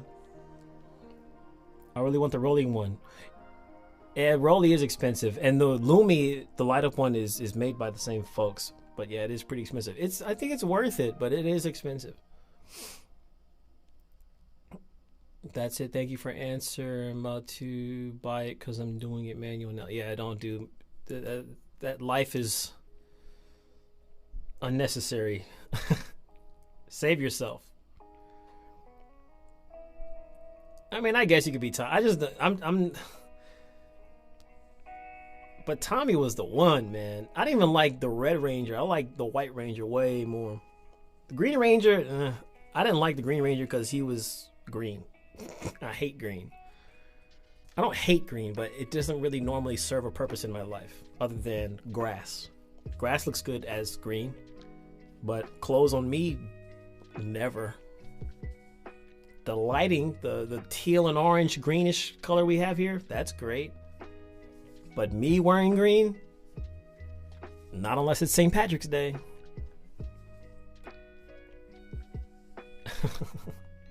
It was the same guy, but green was trash. The base, the breastplate was dope, but green?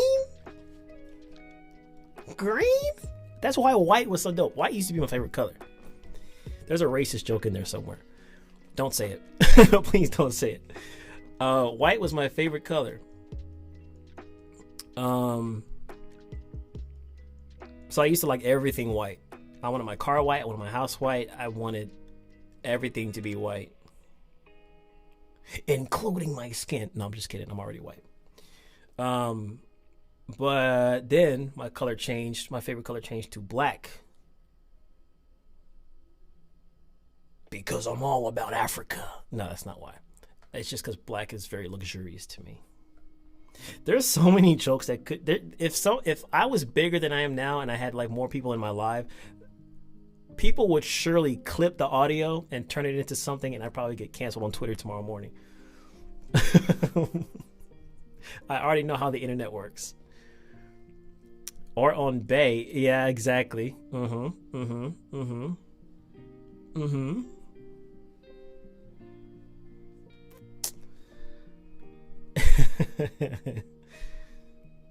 It just doesn't look good on me. Just me. I can't do it.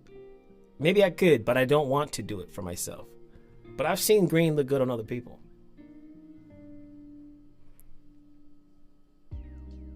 Oh, I've seen green look good on other people. And by people, I mean person. And by person, I mean Kelly. And by Kelly, I mean that one infamous green dress with the pose and turn around and look back at it, kind of pose. That green was fire. I remember like it was yesterday. I wish there was a filter where I could like make the screen ripple and then I go off into a memory and I just like do a transition and it shows what I'm talking about. My lord, is a nice dress.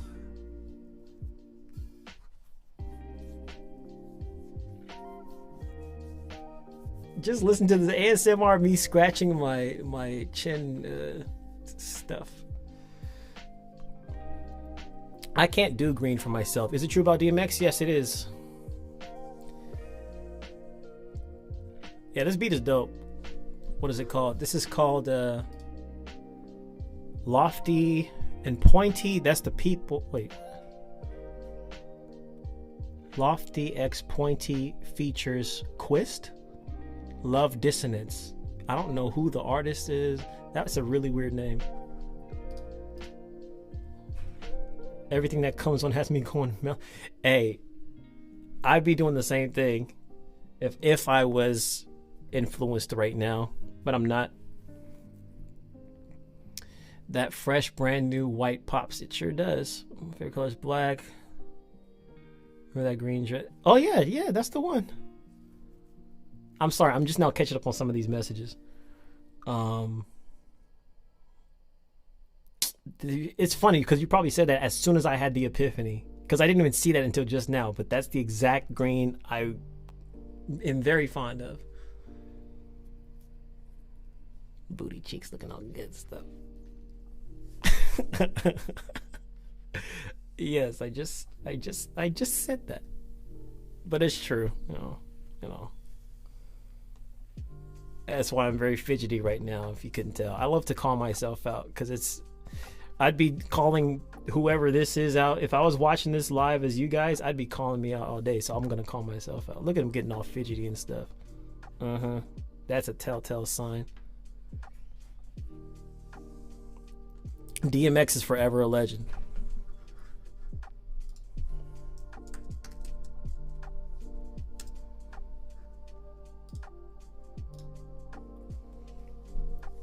Forever a legend.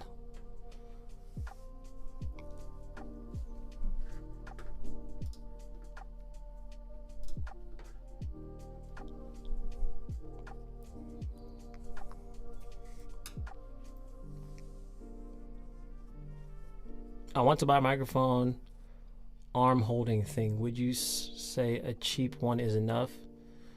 If you want to keep buying a cheap one over and over and over again, sure.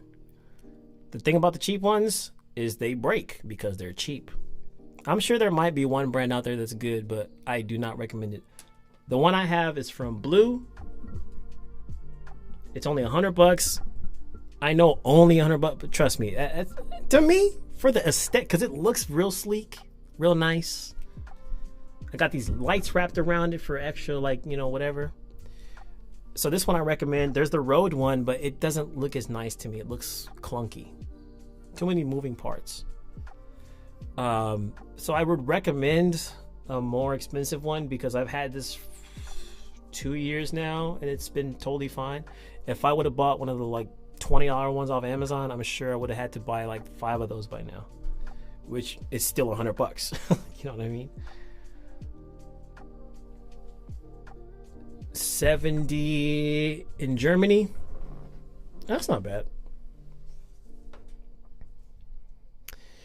You don't know what to think? I know what to think. Let me help you. Life is it's a series of. Well, put it like this. I'm not even gonna go super deep, but energy. I was just reading a Instagram about this morning. TJ posted it.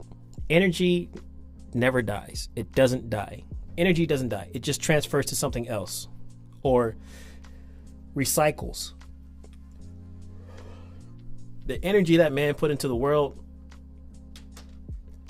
even by me mentioning his name, that energy is being recycled. That means I'm keeping him and that energy alive.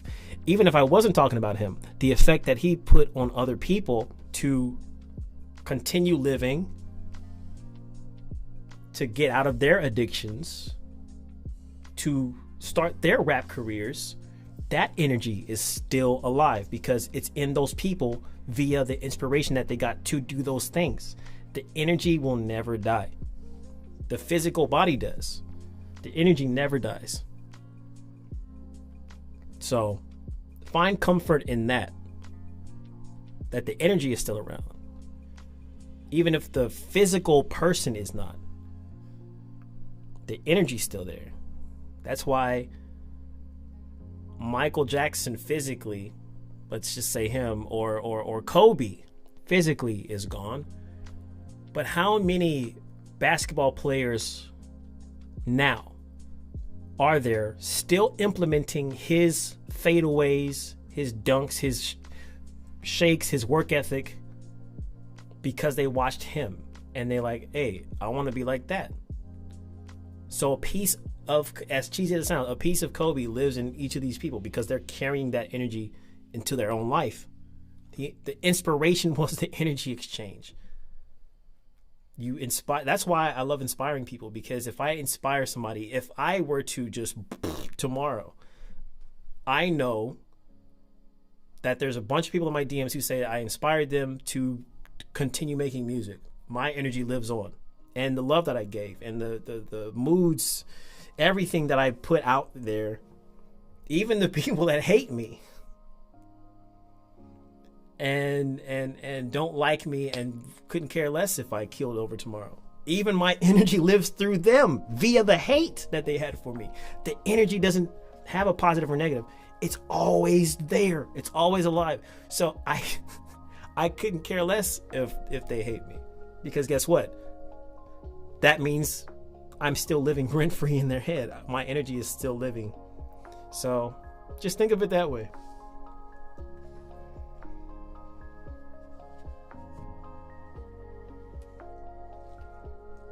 That was an epiphany I just had. That's why I like talking this stuff out loud.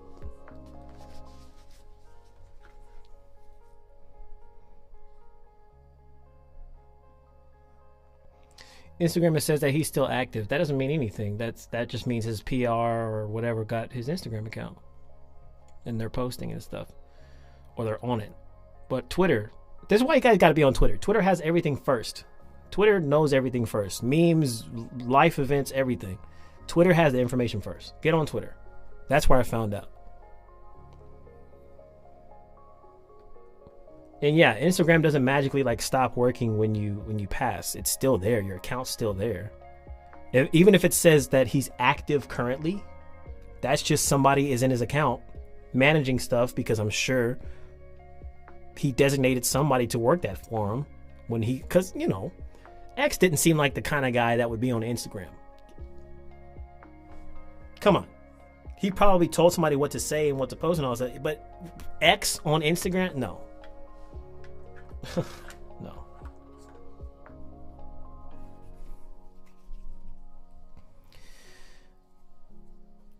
That's not weird. I mean, maybe to you, I guess.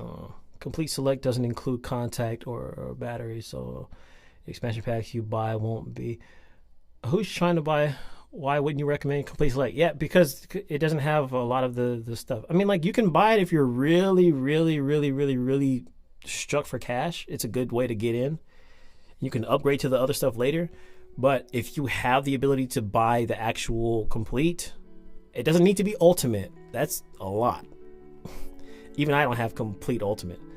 But if you have enough to just get complete, I recommend that, because it comes with everything you will ever need. I still haven't explored all the sounds, and I've had complete for like 5-6 years. I still have not looked at everything that I have in complete. It's like terabytes worth of No. Many gigabytes worth, like 500 gigs or something crazy like that. 200, 300 gigs worth of sounds. So that's why I don't recommend Select.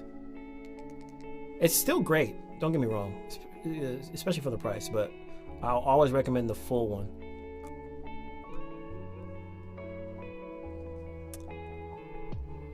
Like a legend, I mean, to leave music behind me and leave my name down here for a while, that's only what I want in life. Well, you got to do what I talked about earlier on in this live stream. You got to keep making music. You got to do all the things that will make you a legend.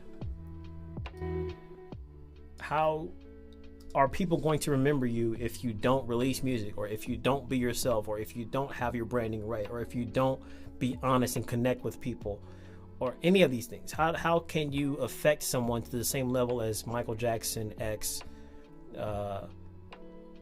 both X's, honestly, even though I didn't like the young one, Mac Miller, Kobe? You can't reach that level and have that effect on people if you aren't connecting with people via what you do. You have to connect. You have to, you know.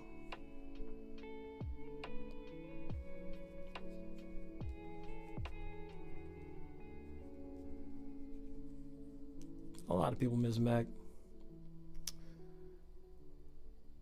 I bought Omnisphere and they have a lot of trash sounds. They have a lot of good ones too. I tried Omnisphere once and every sound I listened to was dope, but I never bought it myself. You gotta make it. Don't say gotta, say you will. Say you have. I have made it. Give you a tidbit. This is what we learned in church, and it doesn't have to be spiritual because, you know, you can believe whatever you want to believe. I don't care. But this applies to everyone.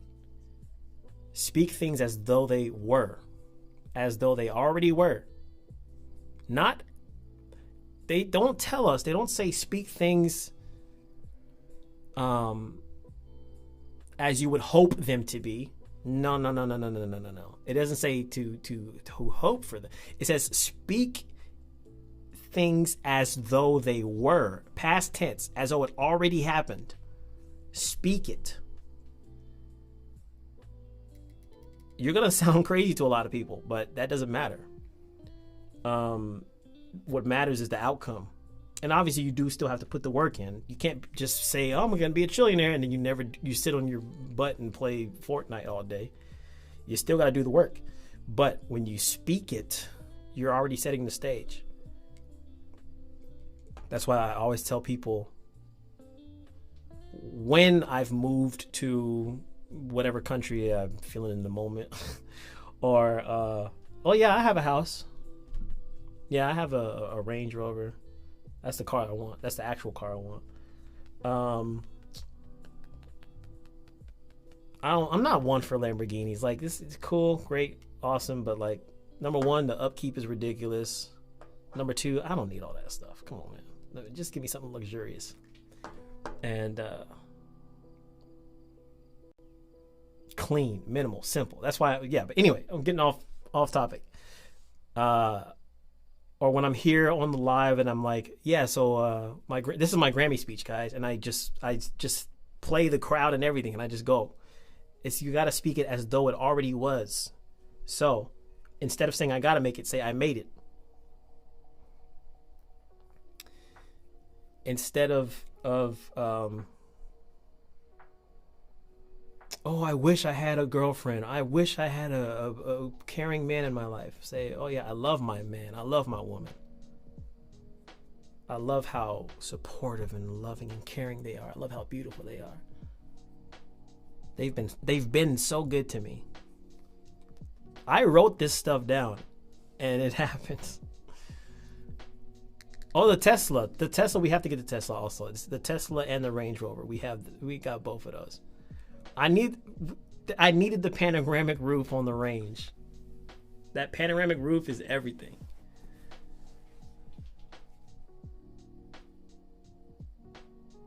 Say this as an aging, talented person. Just do it. Man, you're not aging. Why? How old are you, Hoodie? Are you older than me? I don't know if I asked you this.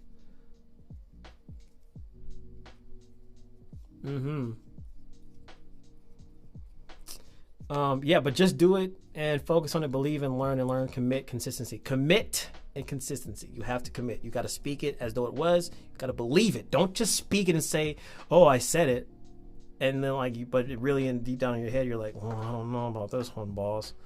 Like, not. Because the moment you have doubt about the stuff that you want to achieve in your life is the moment that you automatically steer the path differently. Because you gave room for that possibility. The moment you say, well, maybe this might not happen. Well, guess what? You just invited it to not happen because you just said it might not happen. Like it's a science, because I know like a lot of my videos, I also talk about like certain things might not happen for you. Like you might not be meant for being a superstar musician. You might not be meant for being a artist. Maybe you're supposed to be a producer. Maybe you're supposed to be a tour manager. I don't know. That's also where something comes into play in terms of like speaking something that's realistic for you, putting the work out there, and then like also knowing how to navigate life, because if certain opportunities come in that you're supposed to go to, but you're so focused on, oh, I have to do it this way, then you end up missing stuff. Because all this time I knew my career was to be in music. I did not know it was going to be on YouTube. The whole time I'm thinking American Idol, I'm thinking The Voice. I tried out like 8 times altogether on all 4 of those shows. Got Talent, Idol, The Voice, whatever else the other one was. I tried out like 8 times, 8 different years, guys. 8 years I was auditioning for that stuff. Twice I got through to the second round. Twice. Got denied after that both times. I started a YouTube channel just to post about those journeys. And now I have 133,000. And I'm like, wait, maybe this is it. But if I would have never decided to make a YouTube channel, I would have never been here. I followed the flow. I went with the curveball. But it's getting me to the exact same location. Don't get it twisted. I still spoke these things and I still believe in it, but it's just a different, I was supposed to go this way. Not the way of talent shows, not the way of overnight success or being discovered on the street like Justin Bieber. It's through this. So you also have to be open to that. Keep your eyes open and know. You have to be able to discern like, okay, well, is this really for me? Or am I like trying to convince myself?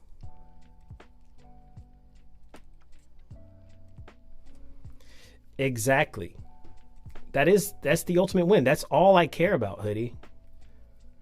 I couldn't care less about being a trillionaire. I do want to have a lot of money, but I don't have to live like, you know, freaking Elon Musk. I'm going to try to do it. I'm going to do it. But if I can make I like to say an adult living, basically I can live happily with my family. Ain't nobody got no worries. It's a very nice house, nice car. I ain't got to worry about food. I ain't got to worry about nothing. We have nice things, but I'm doing this to pay for that. That's great. That's a win.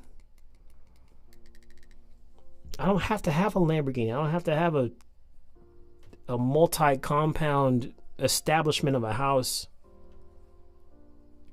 Like, I'm still going to, go after it. But if I just got a really nice, dope looking house with my Range and my Tesla, my kids are happy. We got a lot of food, a lot of good food. And I'm doing it just by doing something I love. Please, that's the goal right there. Do what you love for a living. That's the goal. And comfortably, not struggling. That's what I'm getting at. comfortably and you're happy and you have the things that you want.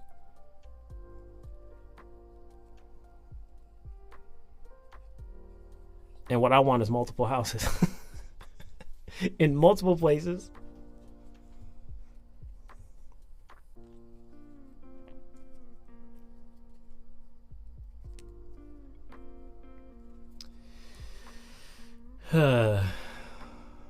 Yeah, nobody's ever running out of time. That's the thing. We have all time is an illusion, and that's a shroom talk, but it's an illusion. That's why I never talk about my age, because to me it's just a number.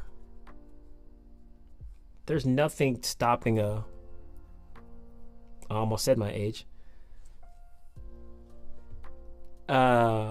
A more experienced person from doing something that a lesser experienced person on earth can do. There's nothing stopping.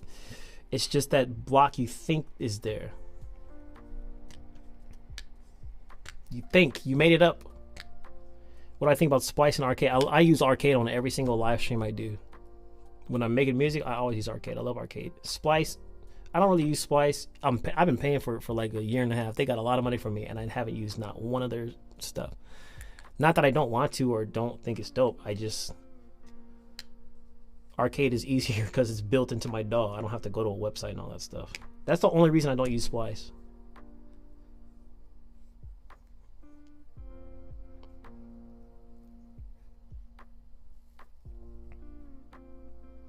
If you make a living and have no bosses, your purpose, your one I'm not as forgotten. ASAP anyway.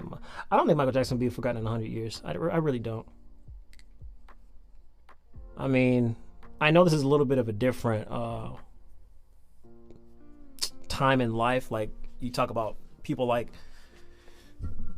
George Washington or whatever. Like, he was a literal president, so he can't be forgotten. He's a president of the United States. But the stature, it's all about the stature and what you do, your legacy you leave behind. I think how is it that my nieces and nephews knew who Michael Jackson was even after he passed, and we never once talked about him in the family? They just knew because it's one of those things. So I don't think he'll be forgotten in 100 years. Maybe like 1,000 years, maybe, but not 100. No, definitely not 100. If I still know who folks from Greek times are, many years after them, or I still know who George Washington is, or Andrew Jackson, or any of them dudes, and it's been many, many years, Michael Jackson, he gonna be around. There's some people who are forgettable, but I don't think he's one of them. Not that soon. Oh, I've seen TikTok.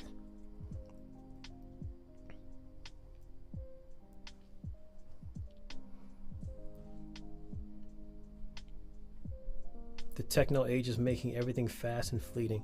My TikTok is I don't see nothing with techno. That's because I don't like techno music. So I don't, if I see anything with techno, I just like immediately scroll up or like put I'm not interested or whatever it is. So I don't see none of that stuff.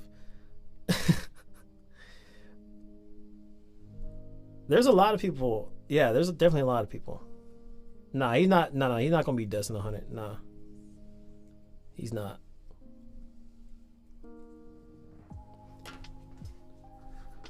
Let me I gotta do something now. Okay, let's do this.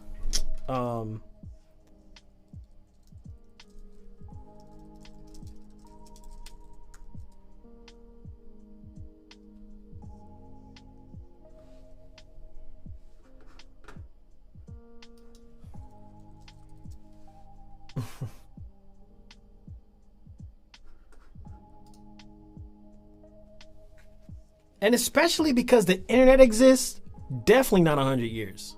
Why? I just looked up 1900 artists, right? In the year 1900. It's been a century since 1900. A century and 10 years. No, a century and 20 years. My gosh.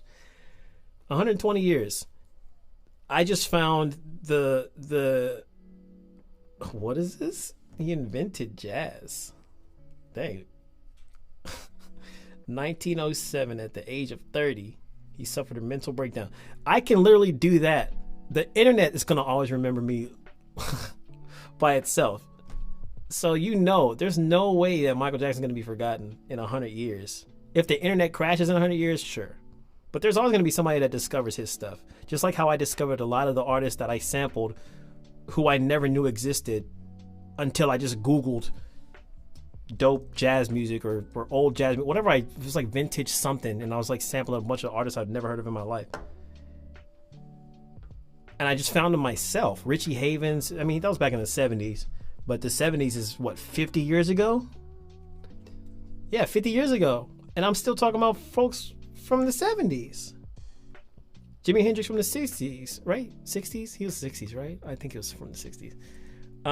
Frank Sinatra from the 50s, 40s. That was 70 years ago. People are still going to be talking about Frank Sinatra. Because the internet exists, and if you want to find good jazz music, then Frank Sinatra. Blah, blah, blah, blah, blah, blah. You see what I'm saying? Oh, it's gonna be saturated, but the internet doesn't forget. I'm not comparing the content. I'm just saying the internet does not forget. That's how I'm able to find this dude here. There's going to be billions of other websites. There's 33 million results here. That's probably going to be, in 100 years, it's probably going to be 33 trillion. But there's still going to be Michael Jackson in that 33 trillion. So he's still not forgotten. Anyway, let me get off of this topic. I understand that. But that doesn't mean you forget. That just means there's a lot more content to sift through.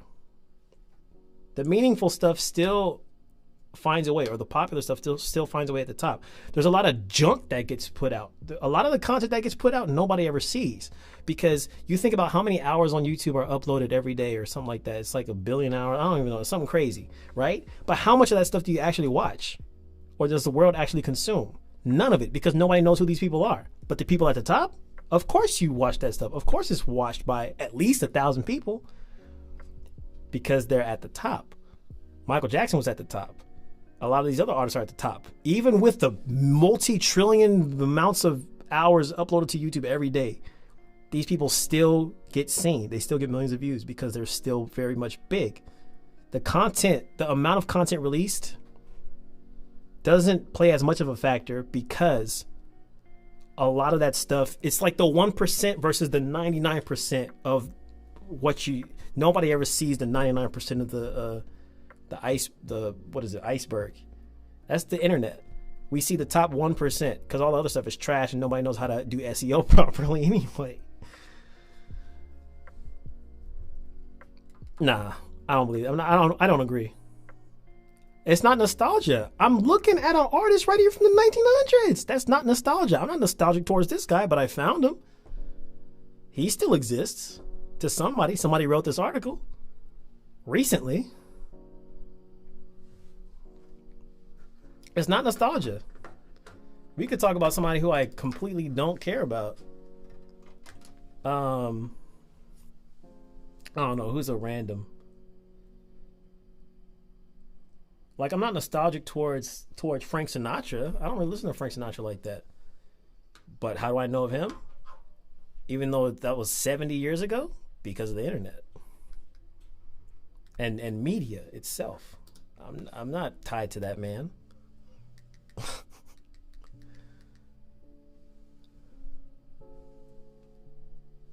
Hoodie's a Gemini. He's just trying to prove a point.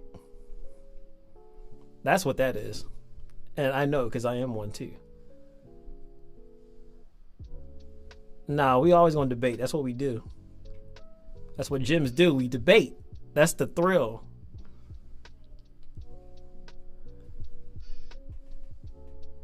Oh, it's not just Michael right now. It's a lot of other people. It's Bruno, it's Weeknd, it's whoever else. That's not the point. The point is, he's not going to be forgotten in 100 years. It'll be more saturated, but it's not going to be forgotten.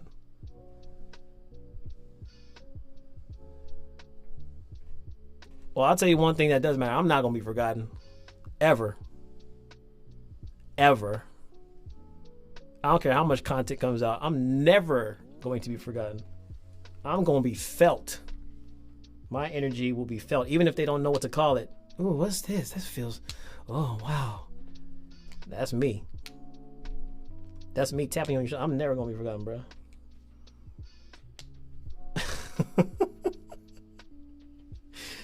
You can say whatever you want about all these other folks. Okay, yeah, sure. Michael Jackson, nobody knows. Who, Michael who? But legend? No.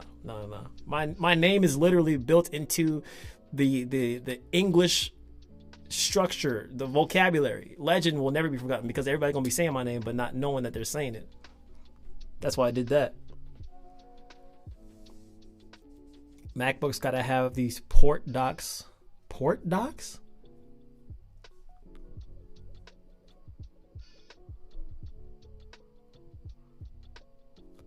This planet won't work in 100 years? Don't say that. I got kids. I got kids coming.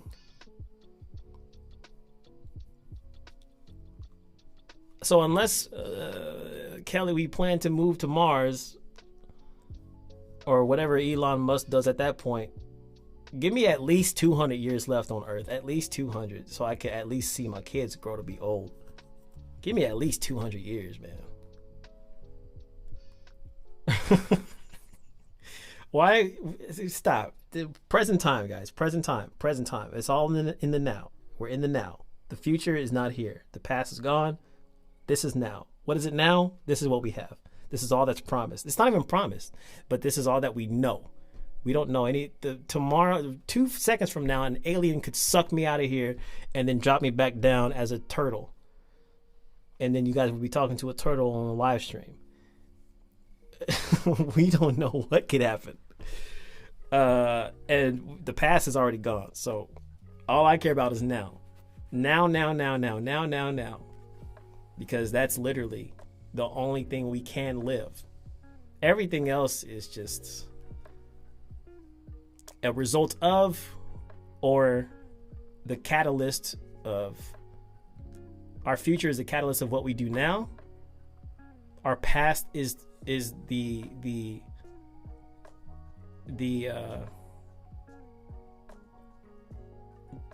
our present is a result of the past. A result of the past. So all I'm focused on is right now. Right now, I want to have a drink. I want to have a drink. Elon Musk saving humanity. Just one dude saved the biggest species on the planet. He would be the one to do it, and then he'll make a meme out of it. Like, yeah, you just saved the Earth. Here goes a meme, guys. Elon Musk saved planet. He attack, he protect, but most of all, he saved planet. Congratulations on your continuum. And it's funny, I'm not even on nothing.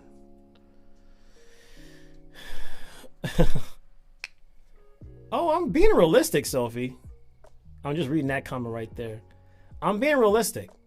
However, I'm not gonna think about the fact that humans have ruined this planet so much that in 100 years none of this is gonna exist. I don't want to think about that right now. I want to enjoy this life right now, and I want to enjoy my kids when they come. And if while I'm living with them, the volcanoes erupt and we all burn and all that stuff, that's fine. That's for then. But right now, I'm gonna have my kids. We're gonna be happy. We're gonna eat McDonald's and Indian food and make some dope music and all that stuff. Right now is all I'm worried about. I'm very realistic, but I couldn't care. Not that I couldn't care less about the future, because I could, obviously. But I'm talking about like all that in world stuff. Like, man, if I thought about that stuff, I wouldn't live. I would just sit in my studio all day and not eat anything until I just, because then it'd be like, hey, what's the purpose? If this is all going to end anyway, that's what I would be thinking of if I didn't just value the time I had now. The now is all we have. I got to value it. Otherwise, there's no purpose. That's why now gives us purpose. Why is this such like a, how did we get on this topic? we get purpose from the now. The now is what gives us purpose. Because the past is gone, the future is not here. So why? Because we can enjoy now. Why should I have kids when the world's going to end in 100 years? Because now it's fun to do.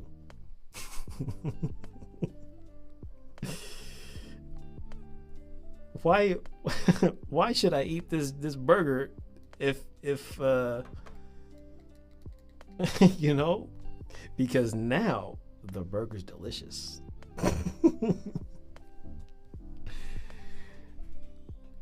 Oh, I like that. Now equals 1. Correct. So I couldn't think of what else to say, Sophie, but you know what I mean.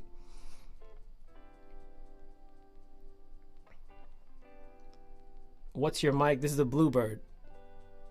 Blue microphone's Bluebird. Not sponsored. Not yet. But when they do sponsor me, it's going to be great. Blue, I know you're watching. At some point. Even if it's not live. Sponsor me. Thank you very much. You'll love it. I'll make you $250,000 in the first year and a half of our sponsorship. 250K. Sponsor me. Purpose is intuitive. Exactly. Do you choose to listen and act on it? That's the thing.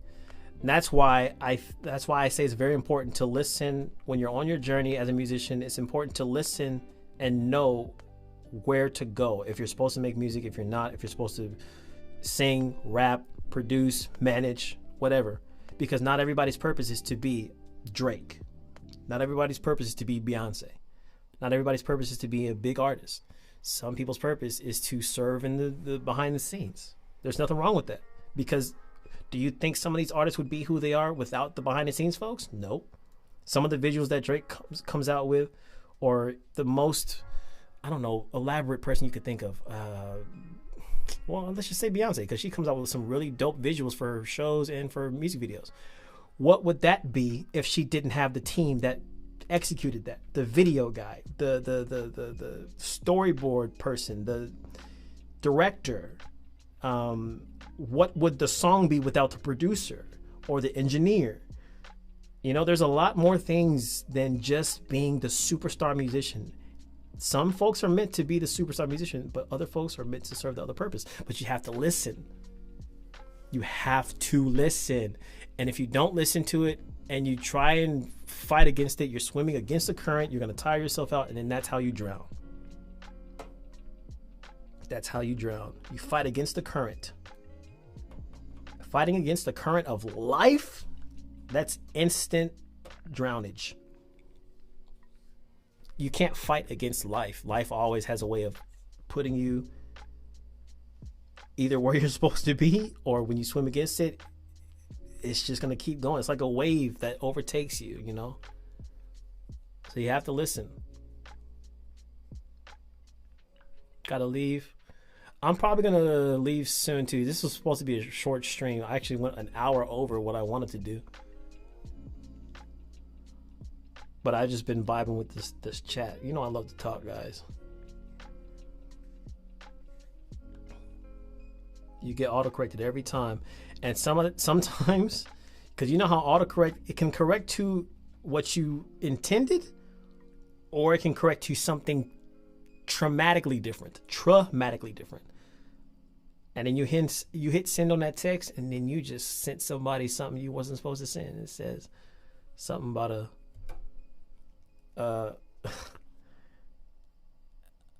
I'm not even gonna go there. I'm not gonna go there. But anyway, in other words, what I'm saying is life, it can either correct you and put you on the path that you're supposed to be on, or it can correct you so harshly that it's totally like off. And then you're somewhere like, how did I get here? Oh, because I didn't listen and I didn't follow. Gotta be careful. It's your life you're playing with, man.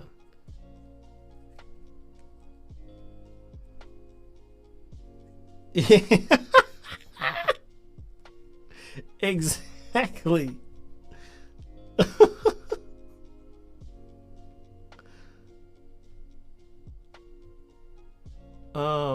That's exactly what I'm talking about.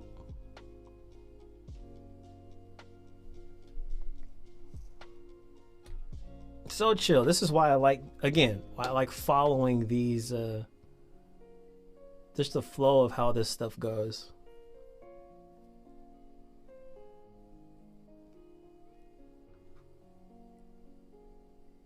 But yeah, don't let folks silent you. If you feel driven to do something, do it.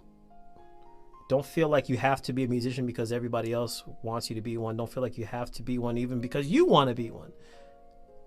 Just do whatever makes you happy. Make sure you're listening to life as it comes. Because it's going to guide you, but you have to be willing to listen.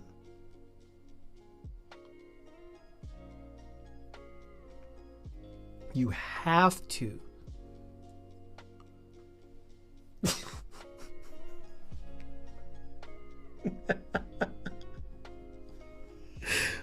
Oh man, it's a meme with my own face on it. That was perfectly placed. Oh man, I already forgot about those. Be happy, exactly. Just be happy. Just be happy. What do I have to eat at the house? I think I have, well, I can, it's a weekend though. I kind of want to get some burgers, bruh. I want to eat junk today. I've been trying to lose weight, y'all.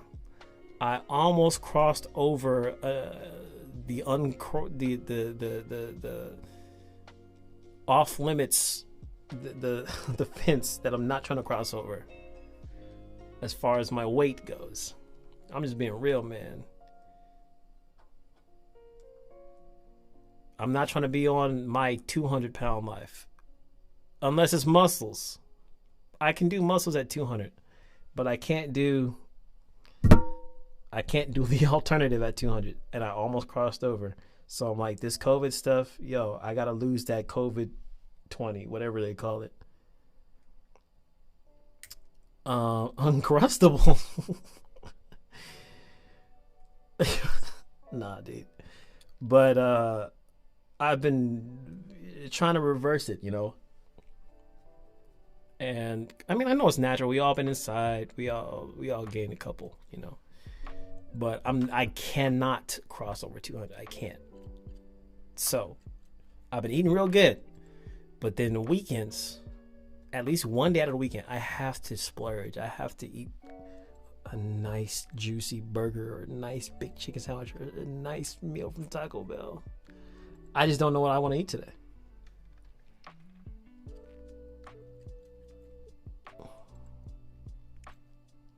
Chick-fil-A? Everybody's saying Chick-fil-A. Should I do Chick-fil-A? It's somehow easy to lose weight because I went from 85 to 75 somehow, but I work out. See, that's the thing. It's not easy to lose weight. I mean, in theory it is, because you literally just have to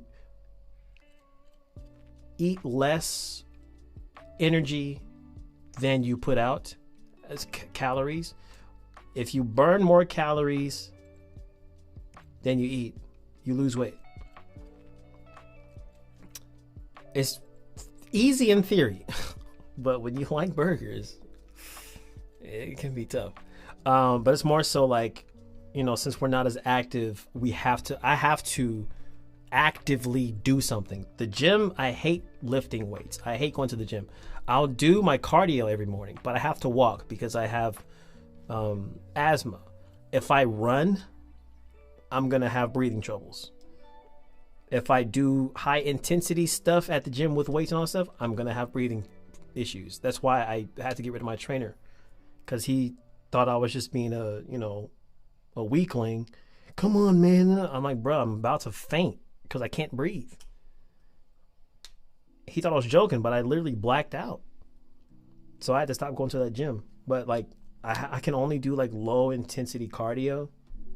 I can lift weights, but I just hate doing it. But like, I try to do as much cardio as I can. But like, yeah, I think it's just the food. So anyway, all that to say, I really want to eat junk today because I've been eating good. But I'm like, should I give in or should I just keep eating good and be a square? If you just meat and veg, go for walks and come at a deficit, you're going to drop. Yeah, that's the thing, because like, it's, you know, carbs. I think carbs is the main problem because I love potatoes. I love chips. I love fries. I love wedges.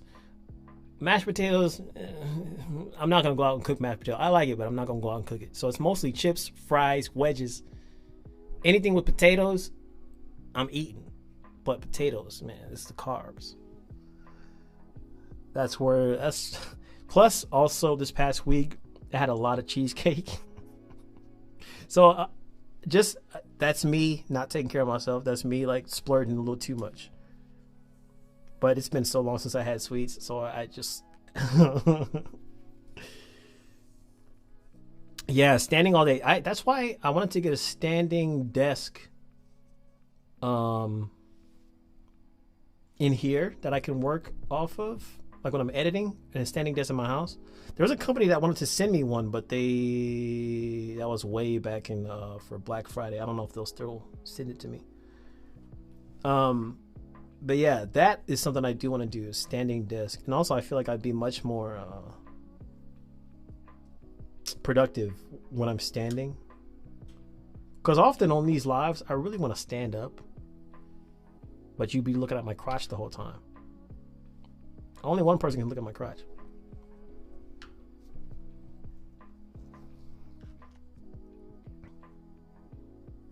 Standing the whole time. Lost 50 by not eating bread, very little meat. See, not eating bread. The time, it's funny, the opposite for me. The time that I lost like 30 pounds in 3 months, I ate everything but meat, which was a lot of potatoes, a lot of bread, and I dropped 30 pounds. But then I think that was probably because I didn't know what to cook, so I just didn't cook at all.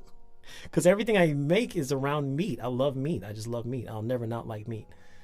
But I was like, dang, what am I supposed to eat? Well, I might as well go to sleep because it's 12 and I haven't decided what to cook yet. So that's probably why I lost a lot of weight back then. But anyway, they sent me $800 to promote on my channel. Wait, who did? Autonomous? I think it was actually them. I think they were the ones who asked me if I wanted to do a video for them. But I don't know if I don't think I ever responded. There was one company that wanted to send me one, and I asked, it was like a regular desk. I'm like, hey, can you send me this standing, or the one that goes up and down? Oh, we don't have any more in stock. We'll let you know. And they never did. But Autonomous, I'll reach out to them. Reaching out for me often never works, but man, who knows? Maybe this is my invitation to reach out. Maybe this is I pitched them one email and they sent it fast. Dang. Oh, in that case, I should definitely, because it's for some reason, maybe it's just the companies I reach out to are too big. So yeah, that would be dope. Oops, that would be dope. Because I could definitely see myself doing like a studio update video, like where I add some stuff, because I'm still gonna buy a couch. Let me show you guys before I decide to get up out of here. But so here, this wall, I might put some grass, like not all the way down there in the waiting section, but like just after the chairs, put like a grass wall, kind of like Creative Ryan has, all right there, all this, and a couch against that wall. Then on this wall, that's where I do my photo shoots, and this is obviously where I shoot my stuff. But like, if people come over and they want to chill, I want to put like a projector up on that wall. Couch will be here, projector will be there, whatever. Then this area, I'm gonna change out these church chairs and get like some really cool like chairs. Oh, look at that Illuminati. Anyway, put some dope like chairs here, a table in the middle for the waiting section. We're gonna put up a wall here as well to block off the two. And why did I bring this up? Oh, the standing desk I was probably gonna put on that wall as well, like next to the keyboards if there's enough room, so I can have an editing station here. And this will be like the stream music production place, whatever. And yeah, there's a lot of things I want to do with this spot. I want to make it a chill spot for folks when stuff is open.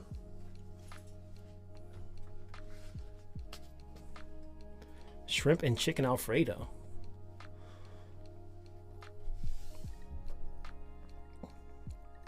I have 6-pack biceps, triceps, and muscles. I got biceps. I got these are the tries, right? These are the bis. I have this, whatever this chunk of meat is. That's pretty buff. I got some little pec action. I got some ab action, but I just got a little plastic bag over my 6-pack. That's all it is. It's there. There's just a plastic bag over it. You know, it's being carried home from the grocery store. It's not a big bag. It's just a small bag. I was gonna say, ask Kelly. She'll tell you. It's a little more fluff.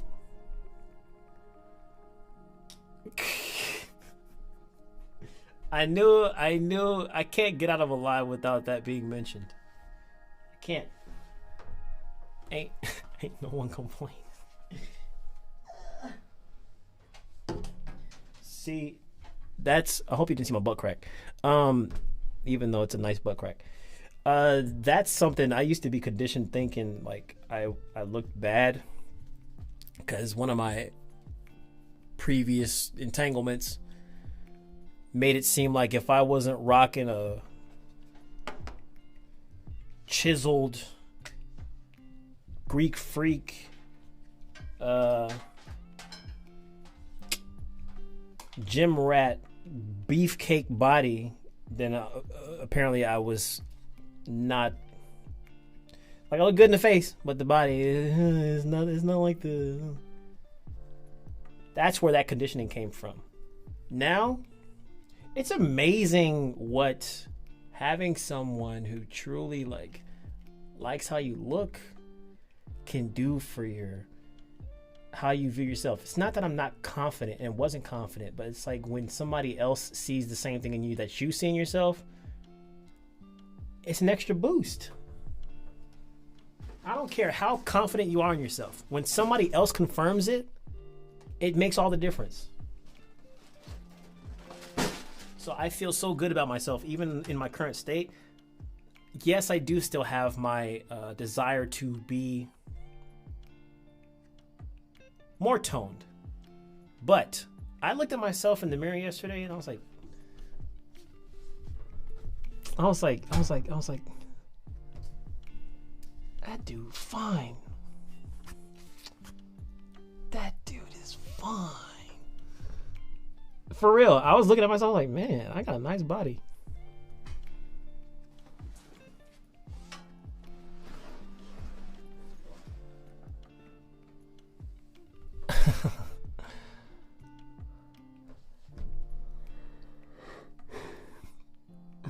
Fun choices with cardio, bro. You could make yourself, bro, cause you are big. I mean, you look big. Wait, huh? I am lucky. I'm very lucky. I'm blessed, but guess what? I spoke Kelly into existence. Via song, via written message in my notes, via written messages in my notebooks, via talking about it on my live streams on Instagram last year. I manifested Kelly. Via a tweet I tweeted at her where I said, ooh, I can't wait to have a collaboration of any kind with this spicy whatever I said. Collaboration of any kind. I was very intentional with my words. I knew what I was saying. I knew what collaboration I wanted, and I got it. So do the same. Y'all could do the same. There's nothing different. The only thing different about me and you, the only difference between me and you is I'm a different person. I'm not you. You're not me. But we have the same abilities, the same power to talk the same things into existence. Or write. Write a list. Check it twice. Find out who's naughty or nice. And also speak it out once again as though it was. And I'm not kidding. When you write that list, every single detail, put it down. Every single thing, even if it seems like, oh, it's not important. No, it is. Write it down. All of it. All of it. Don't say, oh, well, she can. No. Write something that's like no exceptions. Everything that you need and want. Everything that you want is everything that you need. Because then if there's stuff that you want that the person doesn't have, then it's like, oh, I settled. Don't settle. Your wants are your needs when it comes to a partner. No compromise. In other words, don't compromise. Don't settle for less. Like, people have their quirks, of course, but there's somebody out there for all of us. I truly do believe that. What happened when you left? A lot of preaching, basically. I just went on a tangent about all kinds of stuff. It'll be live. It'll still be up. But I think I've decided I'm going to get some junk food today. I'm just trying to get packed up before I hop off of here, because one thing I hate doing is after I end the stream, then I have to pack everything up, and it's like the worst thing ever. Is that already zoomed out? Yes, it is.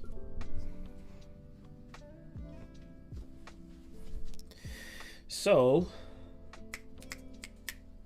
I think everything's packed up already. It smells so good in here, guys. This candle is legit. It's called Ocean Mist. It really does smell like the ocean. It smells like a fruity ocean.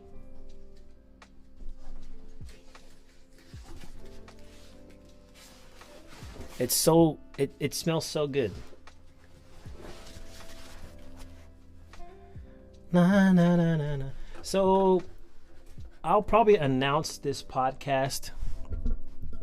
I mean, those of you who are already here, you don't need to listen to it again, but this is going to be a thing.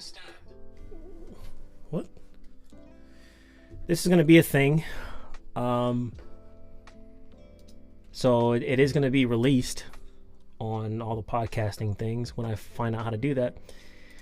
But let this be a lesson, man. Just if you want to do something in life, just go do it. Don't wait for time to be right. Don't wait for perfect equipment. Don't wait for you to understand it fully. Just go do it. Watch. I just did this, and now I'm going to figure out how to make it an actual podcast. That's how you got to do things sometimes. So don't let life stop you.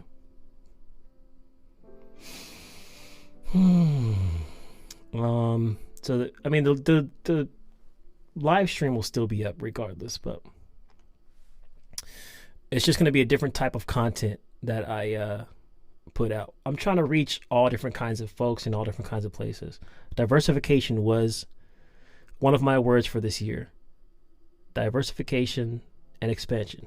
And I think the diversing is working. The expansion is what we got to work on as well.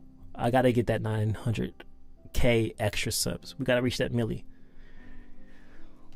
The milli who actually watch me. There's something in your eye? I'm sorry. Is it gone?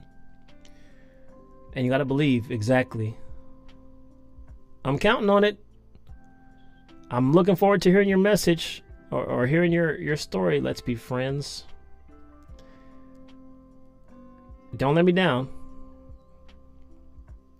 Am I gonna do Twitch? I was live on Twitch yesterday. I was playing Apex Legends. Maybe when I play today, I'll go live again. You're not gonna hear me talk or anything, but you'll see me play. I only do Twitch for like gaming and stuff.